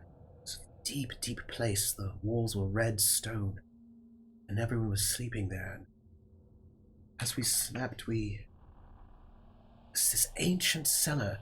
It's very dark, very deep, cramped. You have archaeology, yes? I do. The way he's describing it, you think it's probably an ancient Roman cellar. Okay. The Romans were there. You imagine that underneath regular cellars, sometimes these ancient Roman cellars are still there.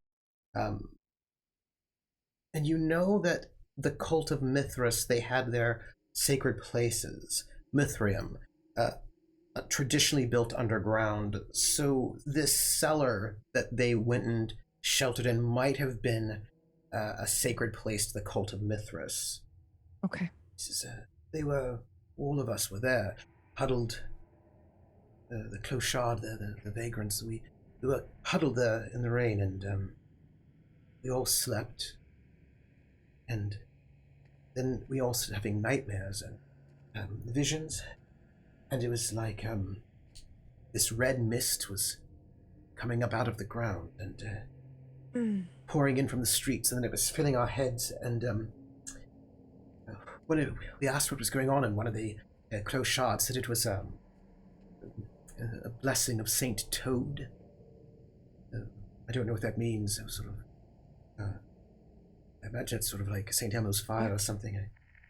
But then I remember hearing this liquid gurgling up from the ground, from deep underneath, like running water, like water through a sewer, but it was like from everywhere, and we're all very upset. But I remember that there was something wrong with Moses. He was closest to somewhere, and he just... Did you say Toad? Yes. Saint Toad, that's what they said. Blessing from Saint Toad. But, I have to go. he was... I'm... And you can tell there's something very disturbing that is on the edge of his tongue. Like physically, or that he is having a hard time saying this? Yes, he's having a hard time saying this. Okay. Because he thinks maybe you won't believe it. Like, you don't know, but there's something very... Yeah. It seems heavy. Yeah, go on. I literally just told you to walk backwards in a labyrinth. You can tell me. He started speaking in Latin? Yeah. And I start to say the beginning. And No, then stop. please. Yeah. And then I thought maybe it was just me, but I don't think I was drunk anymore. It's just I looked at his face, and it looked like... Yes. There were these lumps on his head, and they started pulsing, and it looked like he was changing. It's like there was something inside of him trying to get out. Yeah. And I thought something would burst through his... But then there was this old clochard with bright green eyes, very old, and he drew this symbol on the wall with chalk. It's sort of like a maze, labyrinth. You said a word. He drew this symbol, and he had us all look at it, and he had Moses look at it, and he said, "Look at this symbol, concentrate, and walk backwards," he said. And then we fell asleep, and everything seemed normal the next day. Everything seemed fine. The old man with the green eyes, he was dead. He died of frozen to death, I think. That's what they said. Everyone just walked out of the cellar, and I asked somebody about the old man with the funny symbol, and they said that the clay would take him. I don't know what they meant by that, but I was just very exhausted, tired, like my body had been running for hours, and we all went back to the ship and we never spoke about it at all. I just thought it was maybe a strange dream, storm or something, but I can feel the red mist again, on the edges of my vision. And yeah. It's pressing on my eyes from the inside of my skull. But I tell you all this because I think that it's Moses. I think he's... I know. I'm gonna try to help him, okay? I don't know what to do. I do. Do you? I think so. All right. Just walk backwards, okay? All right. And tell the third one. Yeah? I would, but I think he's been taken too. Okay. I think I'll do my best. McCrory What has time it, is I the think. fight? Oh, Okay. it's It's at 11 p.m. night. Okay. I can give you the address, but... And he writes down the address on a small scrap of paper, holding these dollars that you gave him. And he passes over this piece of paper to you.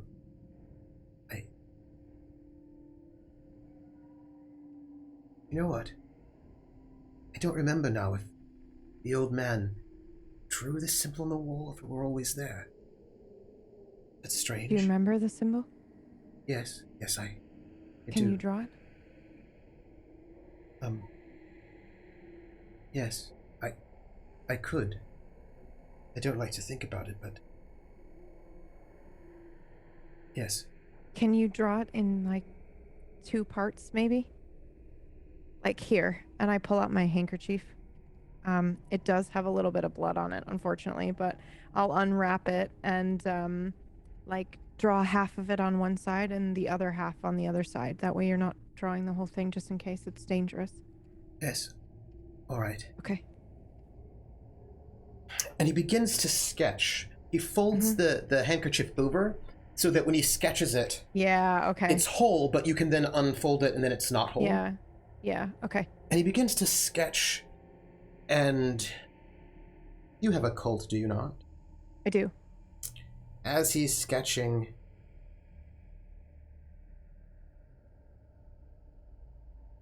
a sick feeling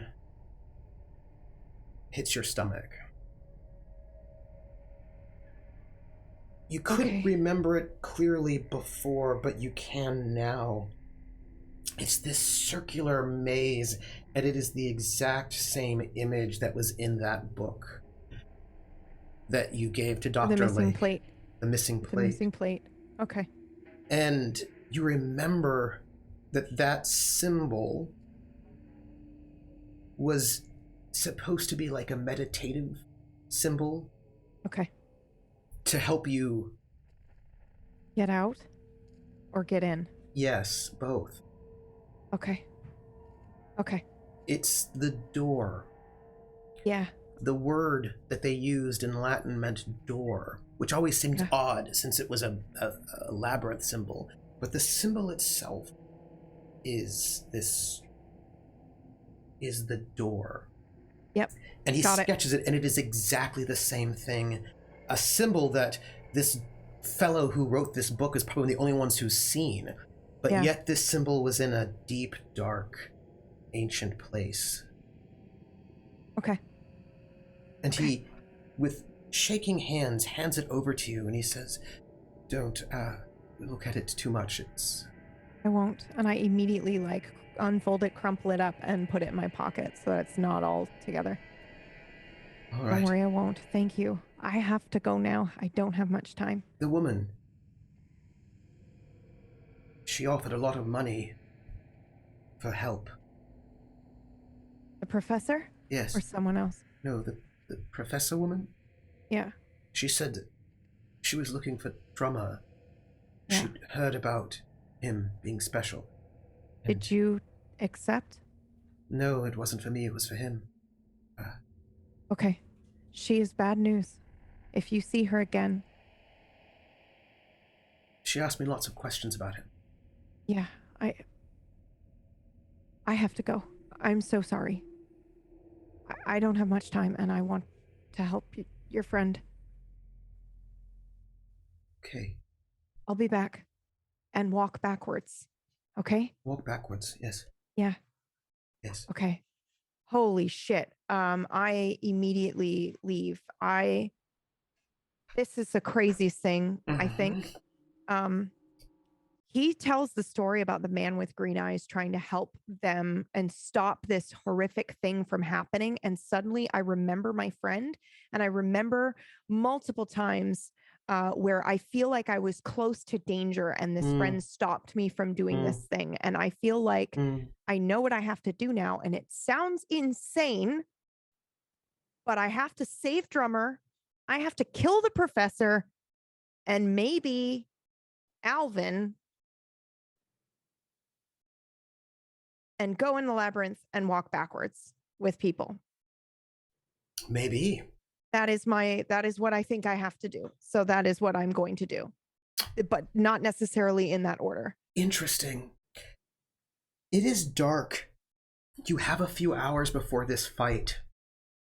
You know that McCrory has apparently kidnapped Drummer's friend, and is probably using his leverage, right, to make sure that Drummer fights. Yes. You've heard the name Baby Madison. I mean, you have Streetwise, which means you know people. Yeah, I also have, don't I have somebody? I've got fuck. I've got David, but I also have some police cop talk. So I wonder if I could just, you know, some cops. Have a raid happen and then sneak in. You could. I mean, you know people. I will tell you this. Mm-hmm. You know Baby Madison because Baby Madison is famous. Baby Madison has never been defeated. Yeah. Baby Madison is skilled, is very good, and is probably not super injured right now. No, definitely. He's definitely putting him in this fight to get him killed brutally as payback for him losing a lot of money. Yeah. So I totally get that. Yeah. I don't care about that. I have to save him. I am panicking. So I need to get him out of there. And I need to convince him to walk backwards with me. And then when all that's done, I need to take care of the professor so that this doesn't happen again. What do you think her part is in this? If Drummer got infected 10 years ago, what is she doing? No. She just wants it. Yeah, she probably does. She just wants it. Mm-hmm. I could go talk to her, but I'm afraid if I do that, I'm going to lead her right to Drummer, which I don't want to do. Mm-hmm. Yeah. Because I was going to go talk to her to see if I could just casually ask about the book. You could. She does like you. She's a friend of yours. Well. Yeah, she won't be for very much longer. She owes you a favor, at least. She does. She does. No.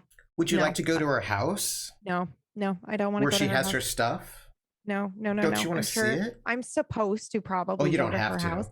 But I don't want to. Nope. Because, I mean, I bet she would love to see you. No. You know, she was visiting Drummer. So, I mean, she said that she was... James Chin said that she was following him after that fight. Yeah. Which means she probably knows I'm involved and probably is not my friend anymore. I don't know. I mean, that's weird. I'm sure it's fine, right? Yeah.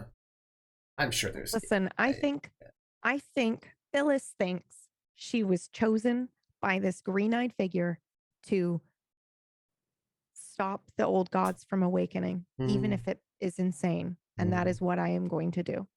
Well then, where are you going? I am going to call the police once I am already there outside the building. Oh, I can't do that because we don't have cell phones. That is correct. But I would call from like a payphone. Yeah, I'd call from a payphone and I would tip them off about do I know that the fight's illegal tonight? Yeah. Because if he's famous, okay. Yep. All right. Yeah. But you do have Streetwise, which means I have to tell you something. Something that you won't like. Okay. Don't do this. Oh, no. I mean... Don't call the police. Oh, you can accept. Yeah. David told you that McCrory works for the outfit. Oh, yeah. Don't want to do that. The outfit, organized crime. And I don't know how to tell you this. They probably own half the police. Yes, they do. Got it. Okay, not calling the police. They are best friends with the chief of police. Like, they're like this. Yeah. The reason why they get away with everything, because they've bought off everyone. Rumor has it that there's a little bit of back east, Italian mobsters might be moving into town, but right now okay. it's all the outfit, and they're best friends with the police force. And Well, if you call the scratch that police, plan they then. may not show up. Yep. Nope. If I know that with my streetwise, then Yeah. fuck that. I will, however, call David and tell him. Mm-hmm. It's gonna sound probably crazy. And I'm gonna tell him like, hey, I've always appreciated our friendship. You're an amazing photographer. I got news. If anything bad happens to me, I need you to tell Wait. Helena, my neighbor, that. Wait, what are you saying? What news do you have? You have news? Wait, that sounds really strange. What do you? Yeah, it does. Listen, I can't talk right now. I have something that I have to do. Okay, I got news though. Yeah, okay. You said I should look into that fight that happened the other night? Uh-huh. Yeah, I learned a couple of things. That it wasn't a normal fight. It wasn't on the regular dock. It was special. Okay. Who arranged it? Well, it's Professor fucking Lake. I'm gonna lose my mind. Well, McCrory organized it, but what I heard was that it was. This is gonna sound really weird. Do you know the Yates family? Yates Oil? Yeah. Right. So you know the oldest son. His name is Alvin Yates. He drinks a lot, parties. He's in all the places. He apparently paid a lot of money to set up a fight. And well, that was pretty weird. So there's your story, David. Don't let him get away with it. With and what? Wait. Organizing the fight. Just there's your story. Follow that. Hey, I'm supposed to I was talking to somebody who's on the inside, and they said that Yates asked McCrory to line up all of his fighters, like he picked that one. Yeah, and he picked some guy, nobody important, some sailor, drummer. I know. Fuck. And okay. He picked that one, and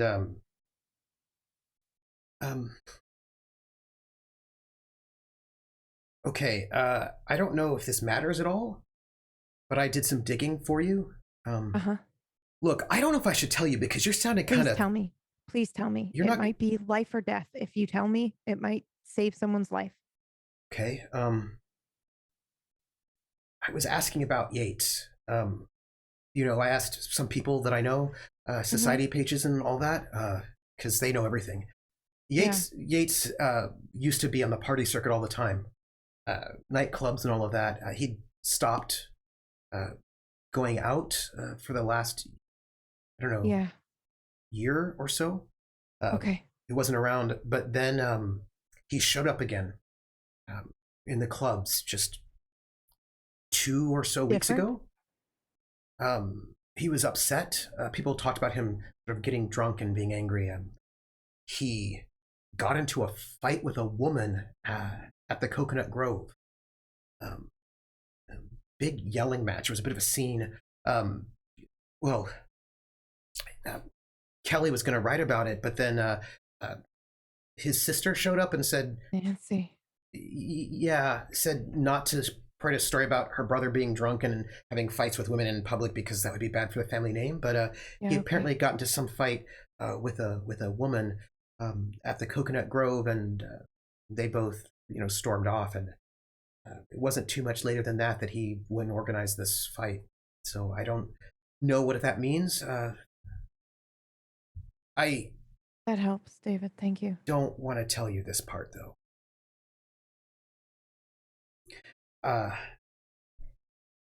The woman was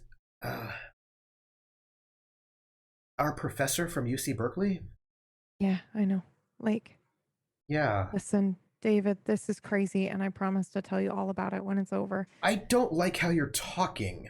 I know. Listen, do you remember those kids that died? You remember that scandal? Yeah.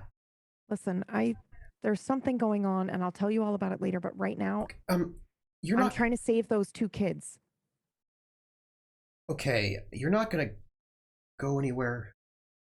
Hey, I've always known you're a con artist, and you got to let me go and look at your books one of these days. Yeah, I have to. Yeah. I- When all this is over, you can come to the shop and I'll show you my favorites. Okay. Okay. Because I'll catch it red hand. Okay, all right. I'll see you later. And I'll hang up. Oh no! I hope I get to talk to him again. Okay, but I really don't. I really don't think Phyllis would. I think I she's know. just. I know. Yeah. I know. She's crazy. She's going a little crazy. She's thinking she's seen frogs and blood, and I think she's just So I think she would just hang up. And we're probably going to find Phyllis Oakley dead in an alley here at the end of this, but whatever. Here we go. I would like to wear a disguise. Please. Oh, very nice. May I do this? Okay. Mm. I will wear. Ooh, streetwise, what is the best disguise to wear to get in here? Do I dress like a dude coming to watch the fight, or do I dress very fancy ladylike? Okay. I would say, considering that people know you, they might be on the lookout for a lady, right? Yeah. Okay. So then exactly, I do that. Not anybody too wealthy, you know? Oh, absolutely. I look like I know exactly what the people who work on the docks look like. So I just dress like that, except I'm a little scrawny. Like I'll put like oil grease on my hands. I'll get a cigarette. Like I look like I'm just there to enjoy the fight. Yeah, and I'm gonna try to sneak in this place. I need you to make a roll. Okay. So this is a disguise roll. Okay. Your advance number is 6. Oof, okay.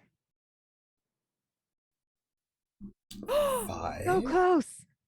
What is your disguise? Is it a 1 or 2? Okay. It is. You only have 1 die. So let me ask you a question. So you know what the advance number is. You don't know what the hold number is. Yeah. So if you like, you can take an extra problem to get an extra die, or you can stay there and bet that's good enough. That's good enough. It is good enough. You have a hold. Yes. So you head down here to this place. It's out by the docks. It's out this way. But it's not in the same area where McCrory lives, but it's not too far. Yeah. There's this it turns out it's a pumping station that at one point had some like textiles in there, but it's an old pumping station near the LA River. And as you approach this building, which it's not a good part of town, and you would think that this place is completely abandoned and empty. There are no lights anywhere. There's nothing to see here, except there are a lot of cars. So you know this is the place.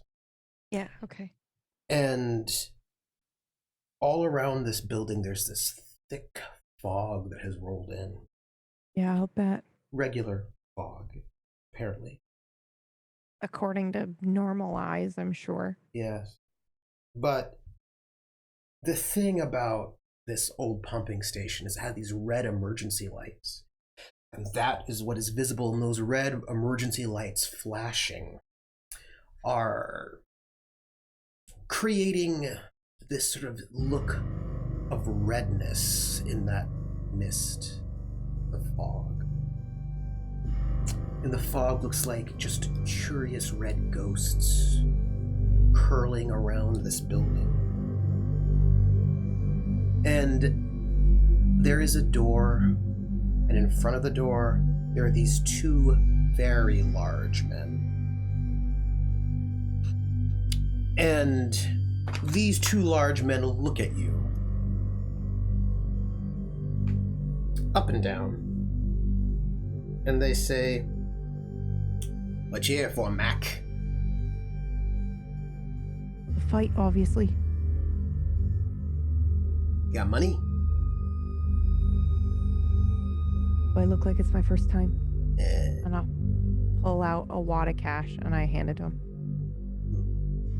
Take the wad of cash. Check it out. They're like, all right. Welcome. Who you betting on? Me? I ain't dumb. What the fuck is his name? Sorry. Baby Madison. I was remembering character. Yeah, okay. I knew it was Baby something. Yeah. Yeah, Baby Madison's gonna wipe the floor. Yeah. Hey, look. Sometimes people like you with he taps the wad of cash you gave him. Mm-hmm. Sometimes it's somebody who's so friendly, like you are. I give him a special tip, and sometimes that tip might be bet on the other guy. You know, not tonight. Yeah. Don't want to soil his record. Nah. Do they? Nah, they don't. But thanks, friend. You walk in, and as you walk into this it's like this old pumping station, and there's this like great walkway down, and there are a couple people smoking up here, and as you head your way down these sort of like metal stairs, down, like it seems at least 2 flights to get down there, and you can hear sounds of people talking, but it's not the sounds that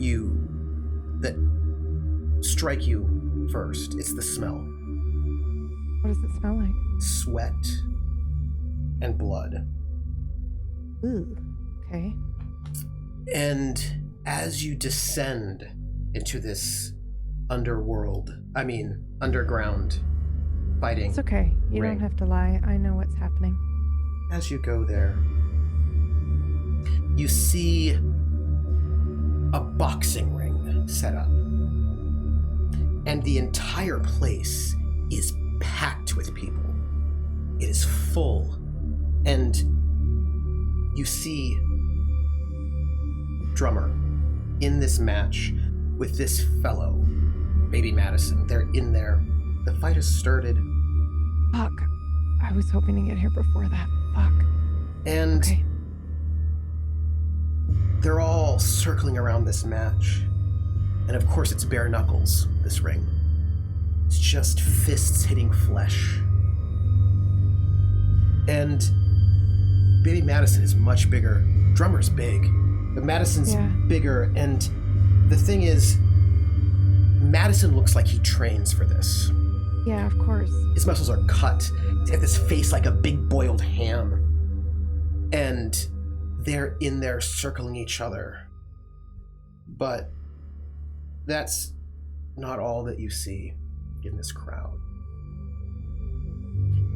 I'm going to ask you what you're looking for before I tell you what you see. 2 things. Lake, if she's here, watching the fight, I need to know. And,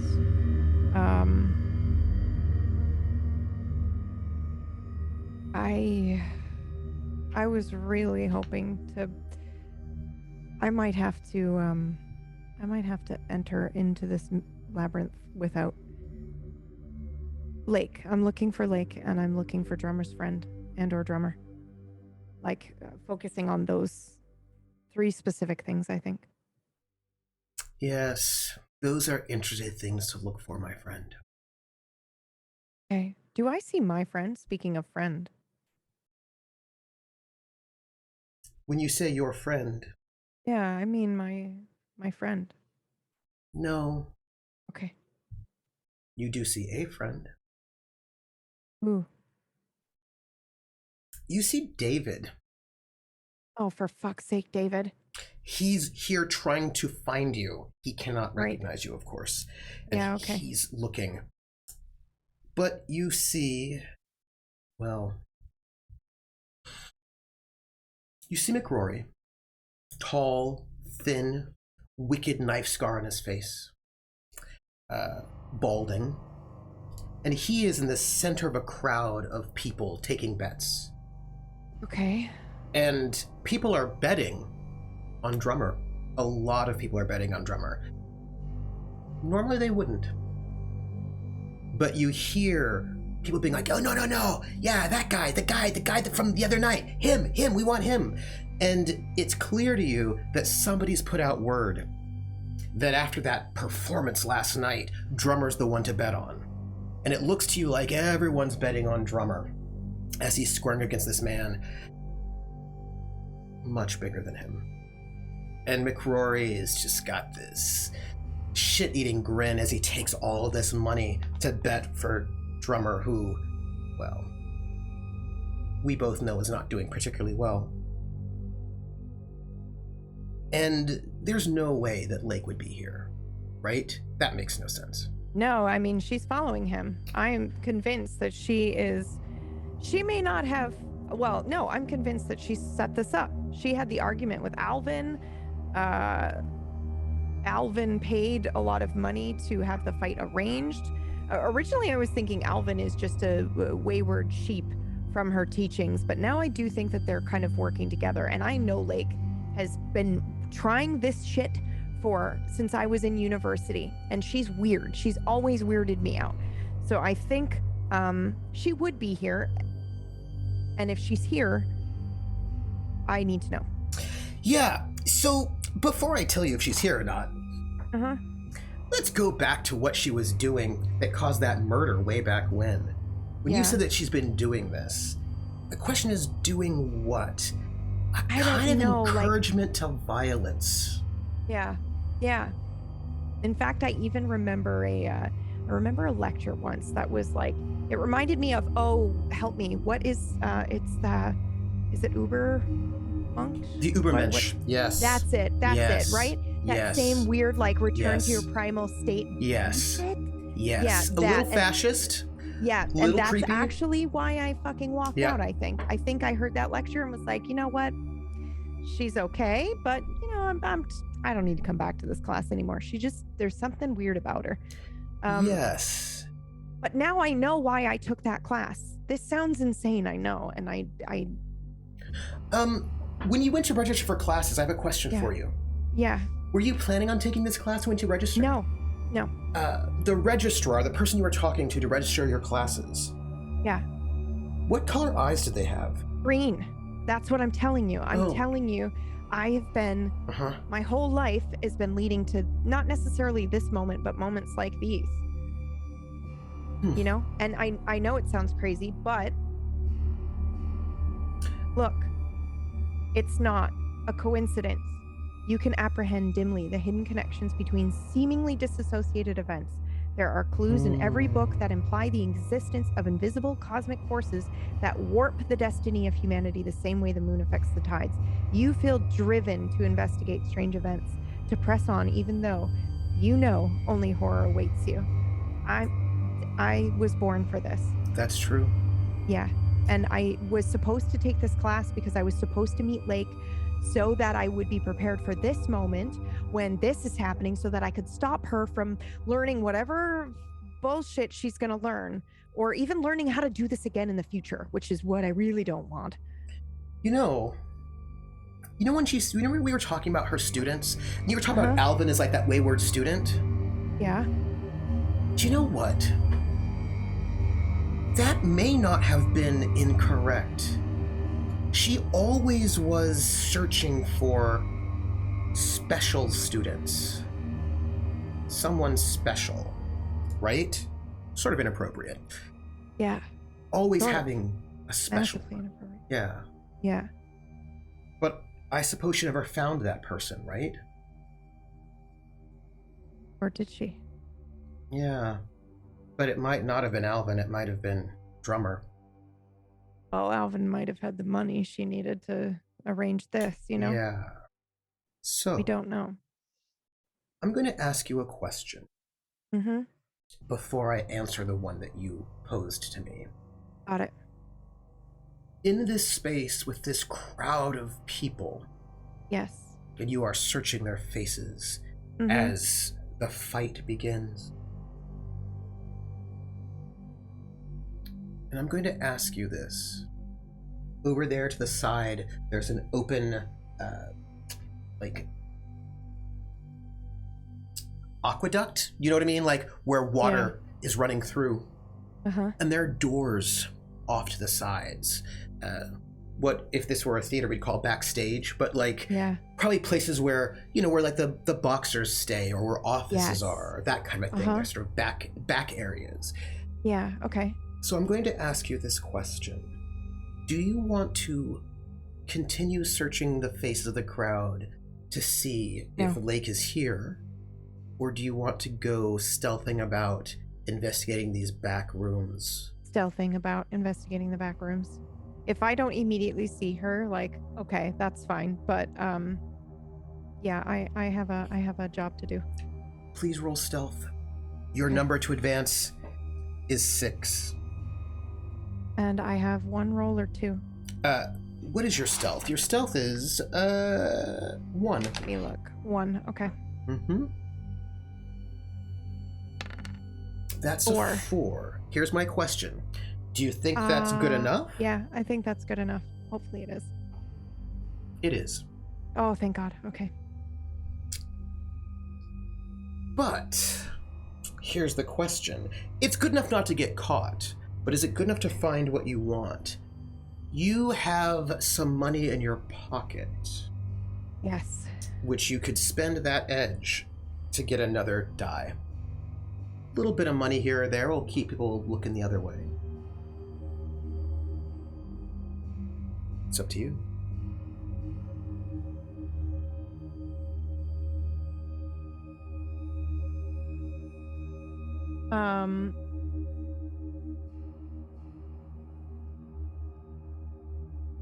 Sorry. So if I spend this edge, then I won't have it for whatever the fuck problem 3 is. Books don't pay the bills. But you don't have problem 3 because you have problem 2.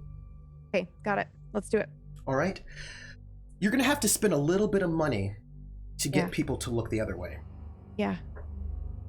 That's what it's here for. And you slip past some, because there are a couple of doors, right? Yeah. Too many doors to search all of them. Okay. But there's one door off in the corner with a guy in front of it. That's the door. Okay. A little bit of money. Yeah. And he takes a powder. You open that door, no one notices because the sound of a fist hitting flesh smacks through the air, and you can hear people go, "Yeah!" and laugh and that's when chat. I go in. Yeah. And there's a long hallway with the sort of emergency red lighting.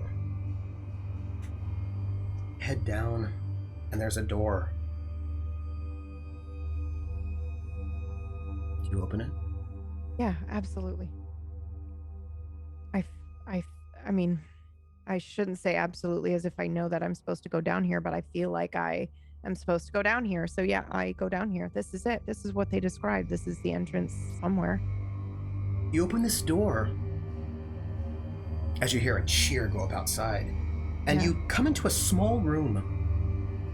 And in this room is a desk, one of those large metal desks, some calendars on the wall, and a man tied to a chair with a gag around his mouth, beaten. Oh, Jesus. Okay. He looks to be about the same age as James Chin and Moses Drummer. Yep. I put my finger to my lips immediately. Like, don't make a sound. And then I put my hands up like I'm gonna, and then I untie and I say, Patrick? Yeah, that's right. Oh, your friend told me you were here. I'm here to try to help you and Drummer. And your other friend. Okay. We don't have a lot of time. I gotta get out of here. Yeah, we do. And I will untie his hands. Fuck. Okay. I'm going to give you this edge. Okay. This edge says only one thing on it, but it might mean a lot. If you would read out this edge.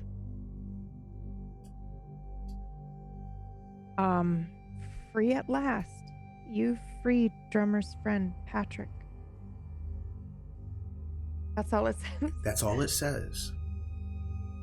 And he gets up, and you can tell, like many a merchant marine, he's fit. Okay. Had a life. He's been beaten a bit, but he looks to you as if to ask what next. You have come to save him. Okay. The labyrinth, when you get there, we're gonna walk backwards, okay?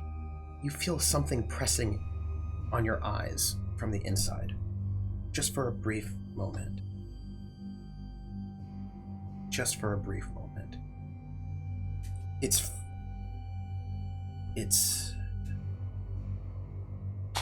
something's happening outside.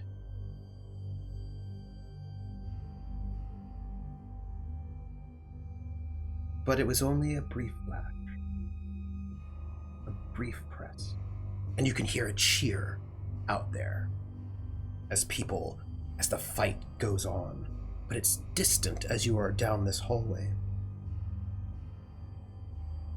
He goes, we should go out there. We should see. We should go help if we can, or cheer him. How can we help? How can we stop the fight? I don't know if we can stop it. We can at least cheer him on, right? Nice. We can't let them see you. We can't let them see you. Or maybe if they see me, then McQuarrie will just stop because he's only fighting because they got me. If they don't got me, then maybe he can stop. Are you sure you're okay with that? Yeah. Okay, then let's go. And I will book it. It's a trust fall, but I'm trust falling. You rush down this hallway, through this door, and as you step out, the scene is before you. The faces of this crowd, elated, excited with this excitement of violence in their eyes, and they cheer, and they whoop. And you see baby Madison step up to Drummer and notices all of Drummer's existing wounds. Yeah. And comes in with a big heavy fist and smacks right into the ribs you already know are broken. And Drummer doesn't really fight back. Yeah. He knows he can't. He's not allowed. And he gets hit in the head. And this cut opens up on his forehead, and this torrent of blood just starts rushing out, and Drummer's face is completely red. And he stands there just with his hands up, but not really doing much. Quick, Patrick, just say something. Shout something that only you would know. Sing that song that you sang, the sailor song. Just something that he knows you're here. And as you say that, two things happen. He opens his mouth to begin to sing this song. And you see a flash. Like a mirror. Like light glinting off of glass. Somewhere in this crowd, in your eye. And I'm going to answer the question you asked me before you went down the hallway. She's here. She is here. She is here. And she is holding a large painting under glass. It is a labyrinth. It is the labyrinth. It is that labyrinth. It's quite large, maybe 3 feet tall, and she holds it up over her head. And just as Patrick starts to sing, "There was 2 sailors," she yells, "Drummer!" And both of these sounds hit this bull of a man in the middle of the ring at the same time. And right as Drummer looks in these 2 spaces, he gets hit with such a blow right in his nose. And now his eyes start losing focus. And all of a sudden, your vision starts going red. And you can see Patrick's vision start going red. And all of a sudden, you notice Drummer's looking at the painting. Can I do something crazy? Yes. Or is this still happening? Okay. But I will tell you this before you can. The entire crowd goes silent. What was cheering and a good time becomes... There's uneasiness at this moment. Okay, but it's not like everyone's frozen in time, right? No. I fire my gun into the air and I want everyone to clear out of here, and then I'm going to shoot this bitch. I'm not kidding. In front of everyone. Like That's a lunatic. Fine. But before you do, you have to make a stability roll. God! Okay. You have to roll stability. Okay. Because as this mist is closing in on you in this way, your vision starts to fade and you do not feel as if you are exactly here. Okay. All you can hear is the echo of fists hitting flesh. And it's this strange slow motion moment where Madison is hitting Drummer, hitting him over and over, and each blow seems like some sort of sacrament, like it is the beat of some sort of unseen drum. And as everything is red and the red mist is closing in on you, and Drummer is being beaten like a sacrificial bull, and Patrick is singing out, and Lake with this strange look in her eye, this look as if it is finally happening, and she is chanting something strange, holding up this labyrinth symbol. Please roll stability. To advance, you need a 13.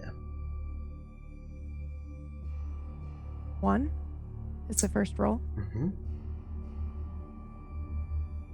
Waiting for the second one. Give me your second.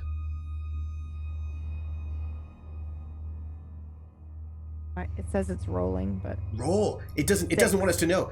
okay. Okay. 6 for the second one. So that's a 7. Mm-hmm.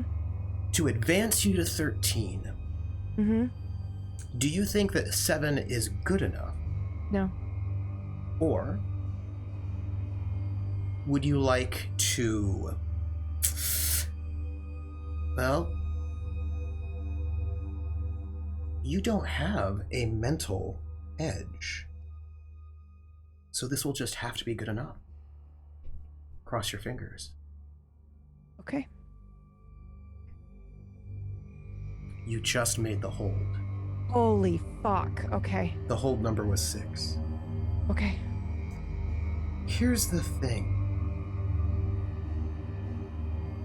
You feel yourself being pulled into a labyrinth. You feel yourself opening a door. Yeah? No, That's fine. No. I'll go through the door. you're not pulled. You're still here. Okay. But the pull is strong, and you do not know how long you can stay here, and I only need to be here long enough to stop her. you feel something in your head. There's something in your head, and it feels like it's trying to come out. Yeah. And if you see Drummer, there's something lumpy on his forehead, like a pulsing underneath his skin as he gets beaten. And I will ask you at this moment, Yes. as you fight back this mist that still covers your eyes, what do you do? I'm shooting Lake. Or the painting. Or both. Roll fighting. I would actually like to use the gun. That will give you an extra die. Get an automatic advance on one fighting test. Gaining a push and discarding this card. Well then, I want to shoot her. Well then, that is what the gun does from good old man Wylighter. Let me give you a push. Let's discard that. And then I'm going in the fucking labyrinth and I'm getting these people uninfected. And then I'm probably gonna get arrested. You pull out this gun. And as you do, the gun moves towards her as she starts chanting something. Yeah, no, bitch. You're not finishing that chant. Something. You don't know what. But you see Drummer change. He goes into the labyrinth. That's the only way you can say. And you know it because this man who was being beaten so badly and was probably going to die stands up. And his muscles seem to get larger. And he starts beating Baby Madison. He beats him. He's trying to shoot her before this happened. Yes, and this is the moment, the bullet, I really want this sound to go, and it is not, and it makes me so sad. Because I have the best sound right now. It's not doing what I want. That's fine. As you put the pistol there, for that one moment, you think you see Drummer's flesh begin to dissolve.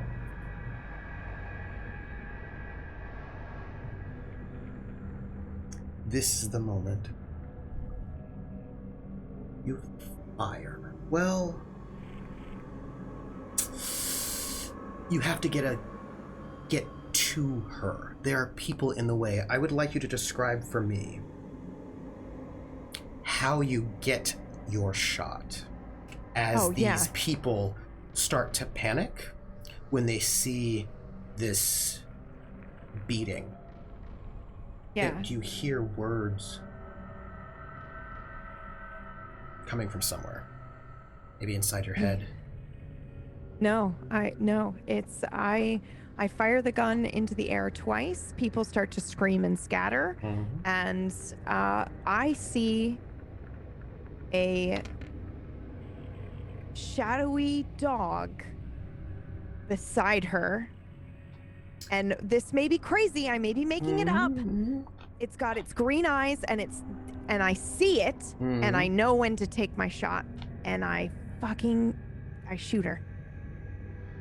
You know, that symbol, and some people say I have crazy green eyes. Wait, what? That symbol, though. Which one? The one that she's holding seems to want to take you. But she's you said it's very large, right? Oh yes. So it's like covering her. So can I shoot? She's holding it up so that, like one of those ring cards, because she wants the man to see it.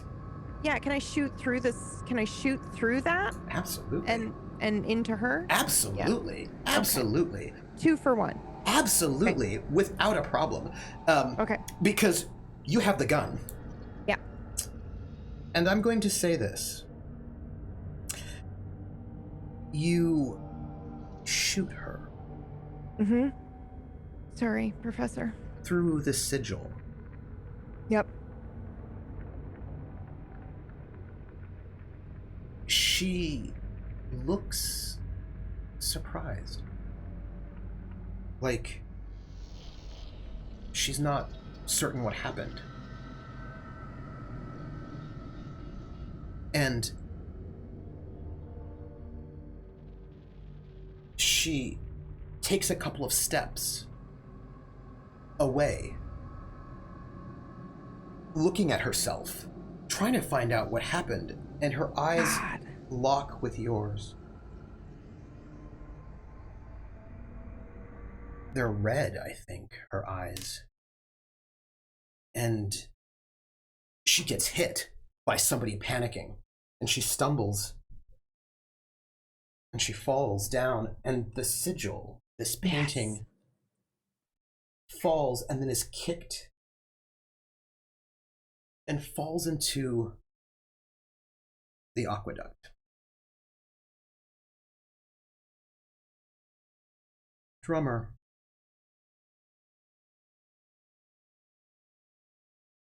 Drummer.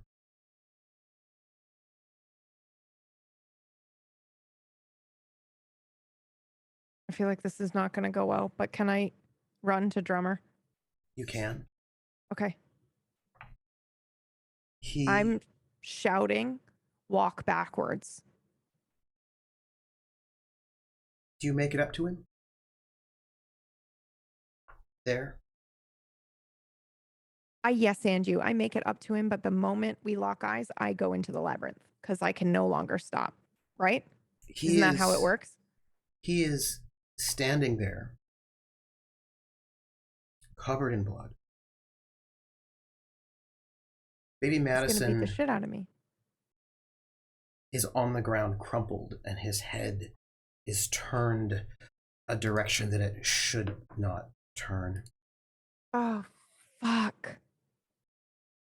Baby Madison, his skull has split open.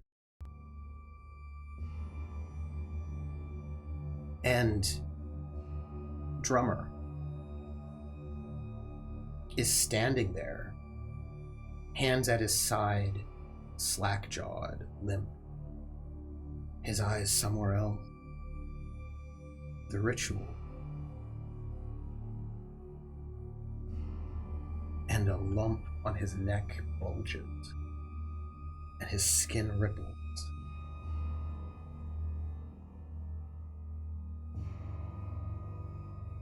He's in there. He's in his body, or he's in the labyrinth? Yes, or both. You can follow him in if you want.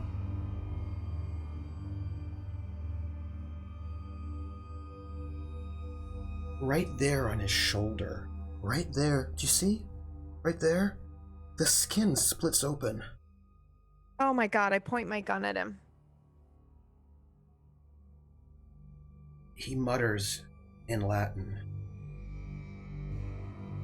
There's a pulsing.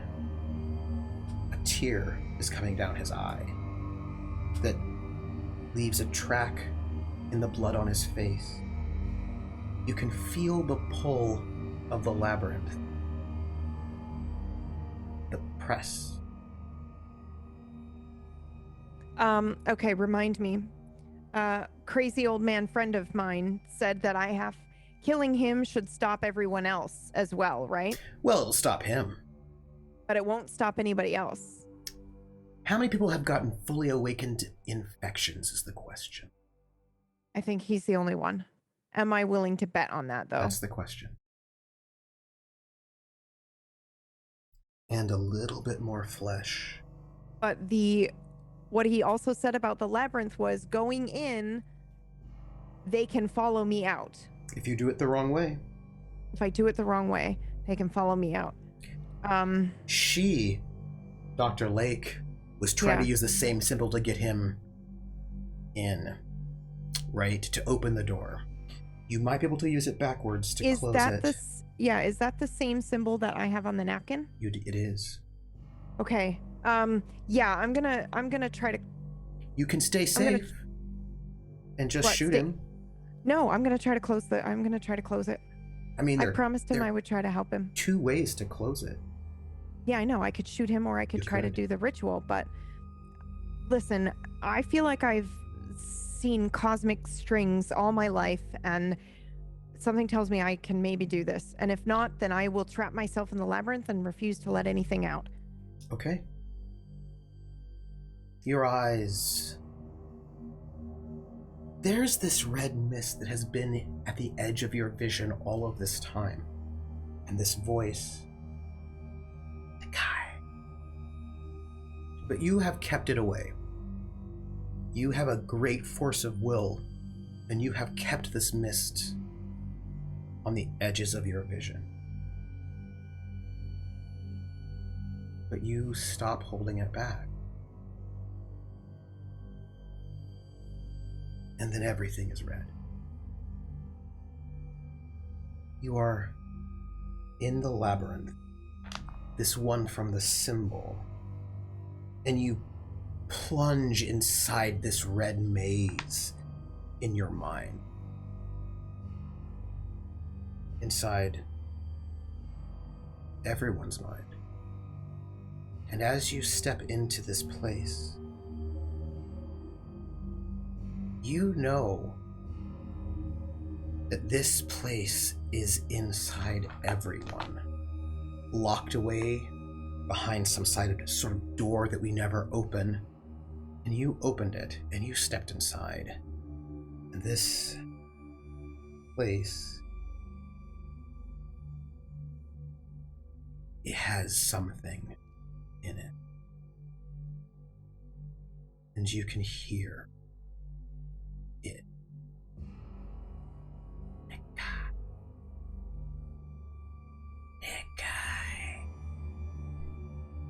A wailing.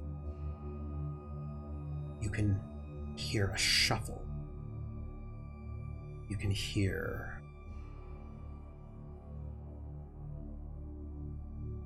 weeping somewhere else. It's Drummer. He's off to your right. Okay. Drummer? You have to follow this thread. The other thing is not there yet. It's not close yet, but it's searching for you. For Drummer? Okay. Wait, what is that sound? What is that sound? Do you hear that? It's behind me. Yeah, it's behind me and we have to go. No. It's a different sound. It's someone else? Because it's not behind you. Wait. A man. There's a man. It's not Drummer. There. Over there. Screaming. Who is that? Screaming for help? Who is it? You'd have to find them. Yeah, okay. The walls, you said they were sticky, right? Mm-hmm. I think they're moving. They're pulsating as if they're actually a membrane. Yeah. And you head down this pathway. And there's a door. It's wooden with a brass handle. The wood's expensive, mahogany. The brass handle has expensive engravings in it. Do you open the door?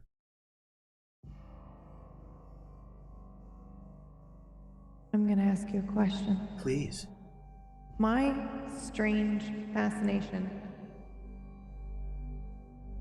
Do I feel like I should open this door? You feel like you shouldn't, but you want to.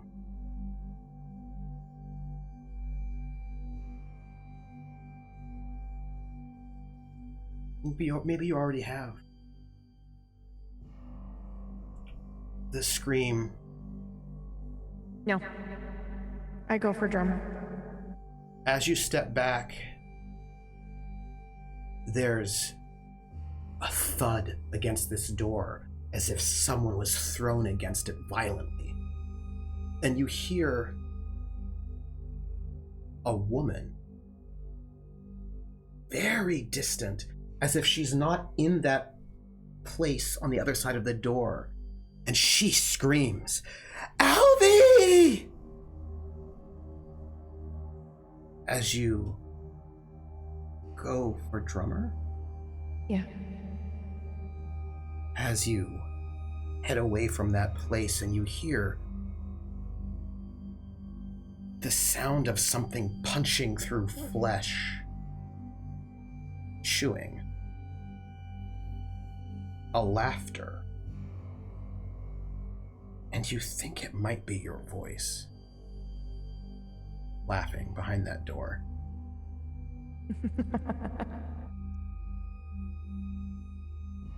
You find Drummer. Whatever it's going on over there is buying you some time.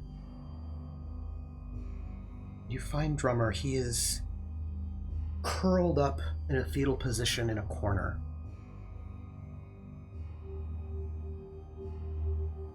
And he's lost. Drummer. Drummer? He looks It's up me. at you. Listen, we have to go, and we have to go now. We're going backwards.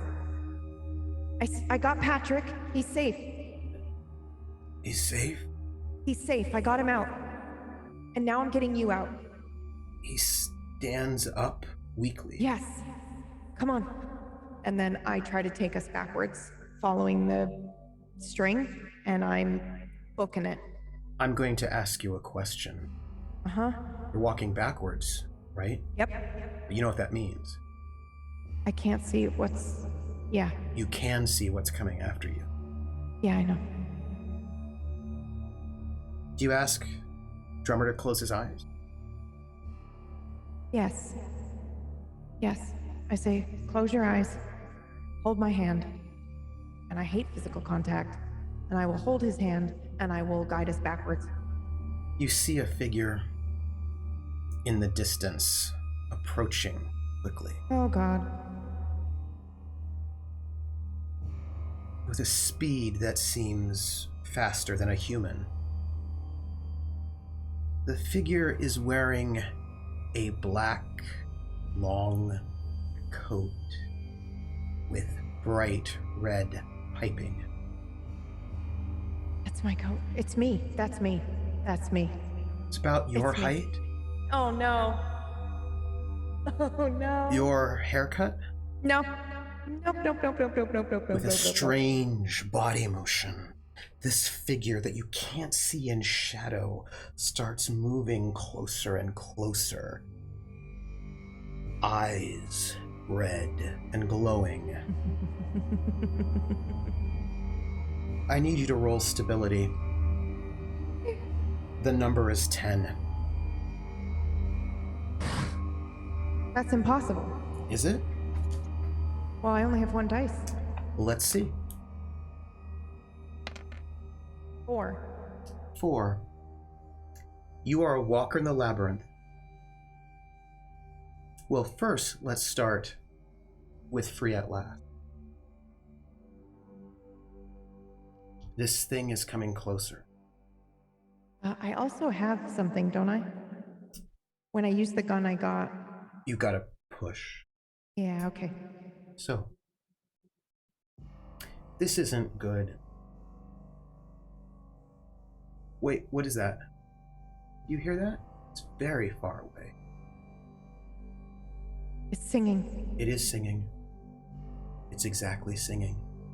It's Patrick. There were two sailors went out to sea. Come back to me, she said. You may get rid of Free at Last for another die. Okay.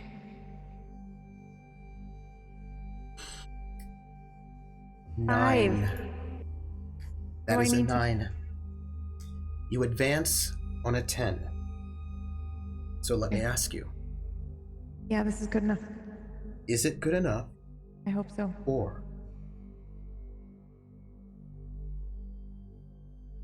you have one last edge? No. It's good enough. Would you like an extra problem for an extra die? No. It's good enough. I'm gonna gamble. You will gamble. That 9 is good enough.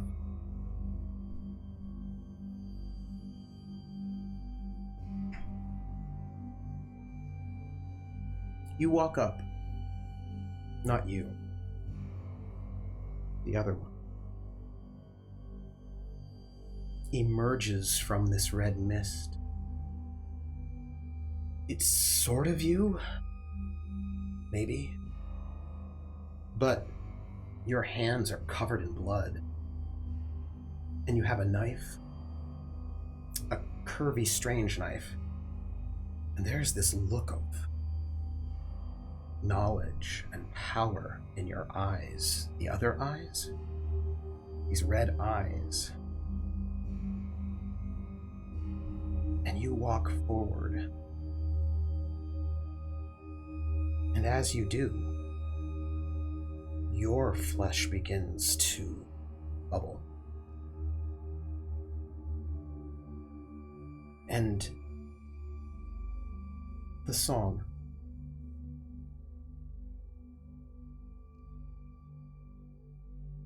Patrick's singing a different song now. Farewell to Nova Scotia, you sea-bound coast. And Drummer opens his eyes and looks.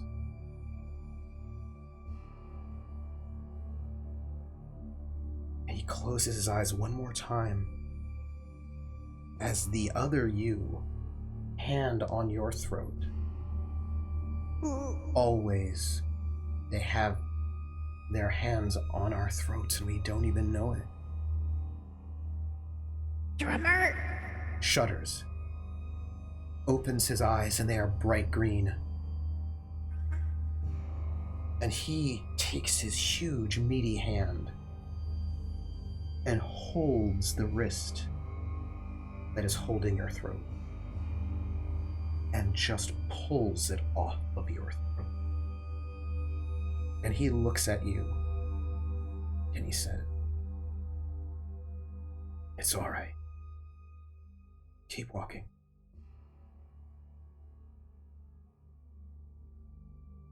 No. And he looks at the other you. And the other you. Do you remember in the bathroom? You had a vision of me stabbing him? And that is exactly what happens. This other you stabs him. Just exactly as your vision. But, unlike in your vision, he stands there. Using his large, bull-like body as a bulwark. And this other you tries to get past him, to you, through him, through you, and out. But he doesn't move, giving you space to walk back and out. I walk back and out. I'm crying, but I walk back and out. And he looks back with these green eyes, and then he blinks. And they're his regular brown, as this you, other you in this black coat with red piping, face elongates, and fingers come through the cheeks and grab onto him, and just this mouth bites this man. And you find yourself back in the rink. And Drummer lies on the mat, as does Baby Madison.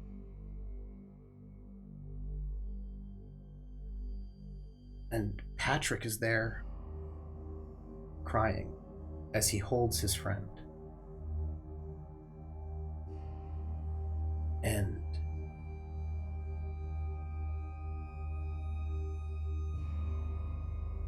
the sound of Patrick's tears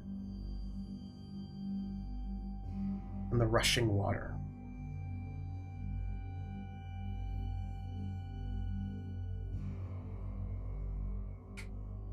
And then you hear David. He goes, Phil, we gotta get out of here. Let's go. Let's go. And you notice he's tugging on your sleeve.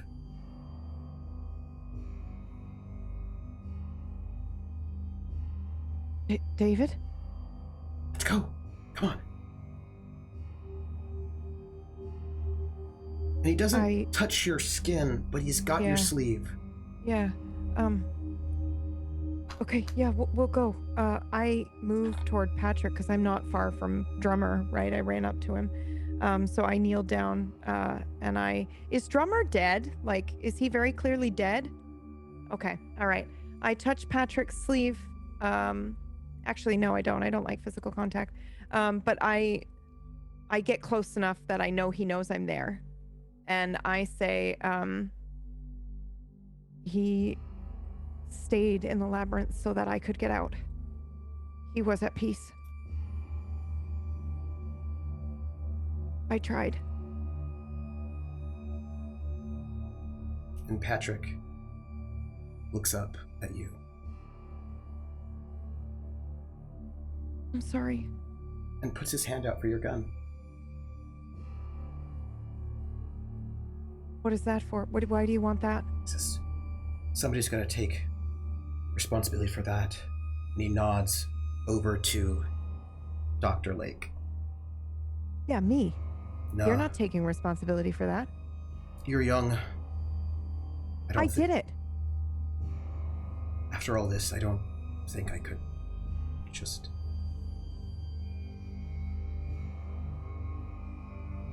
You have to. Let me have the gun. Go.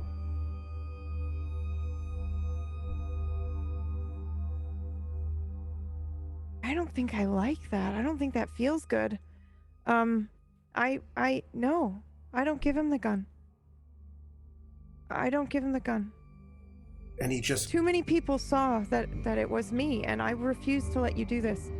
And, you know, Drummer sacrificed himself for us so that you could be free, that I could be free. You have to live, and you have to make sure this doesn't happen again to anyone else. And so do I. You need to get out of here right now. So he gets up.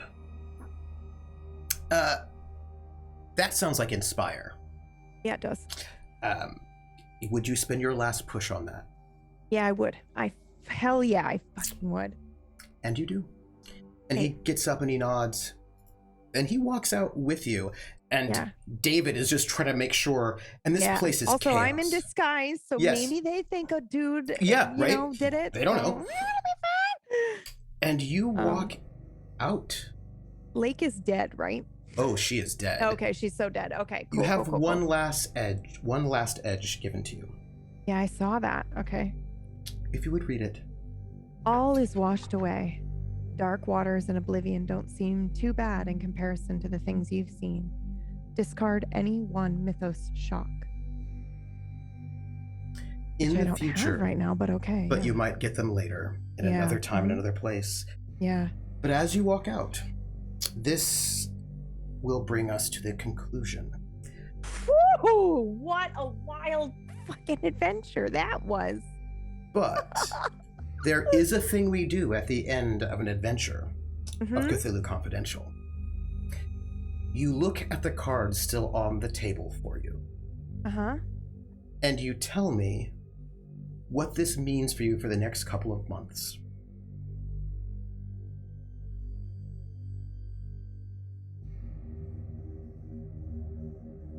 Okay, what I have left is Lake remembers you. Dr. Lake owes you a favor for finding that book for her. Now it's time to call it in. So here's what I'm going to say happens if you allow it. I show up like a fucking dickbag mourning her death, and I get the book back. I'm like, we had this book, like, you know, I gave it to her, like, here's the thing, you know, I would just really love to have it. And I get the book back. Her place is creepy. Yeah, of course. She's creepy. It's full of monkeys in cages and that symbol everywhere. Yeah, okay. I would like to also get rid of any sign of that symbol. Listen, she no one else can know how to do this. I understand now more than anything else. This has been my entire purpose. I have to stop people. That's why I want to collect all these books. And that's why I feel like no one else can have them, or that they'll take care of them properly, or that they deserve them. Everything makes sense now. Everything makes sense. So I absolutely scour for any book. I'm like, I steal them. David probably gets his story. I get these books. They're too dangerous for anybody else to have. And I damn it. I will say the story that comes out is not exactly particularly accurate, because some people were running an illegal boxing match and don't want certain things out about murders. So there's like a story of it's sort of framed as some kind of strange love triangle. How these two men were sort of like fighting over her, and they all ended up like beating each other to death. Like she was shot, and you're like, that none of that makes any sense at all. Like that makes no sense. But people, did David write the article? He did. He did. Okay, cool. He writes an article that sort of frames it as some very sort of lurid in a way that seems very exciting. People are going to go with it because it seems very Hollywood. You think there might have been like a song about it, actually, right? It's very Copacabana. And what about all of your all is washed away?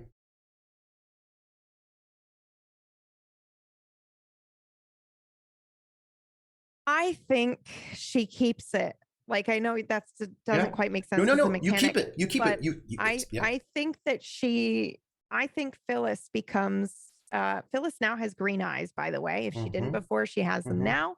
And her entire purpose is preventing the doors from opening.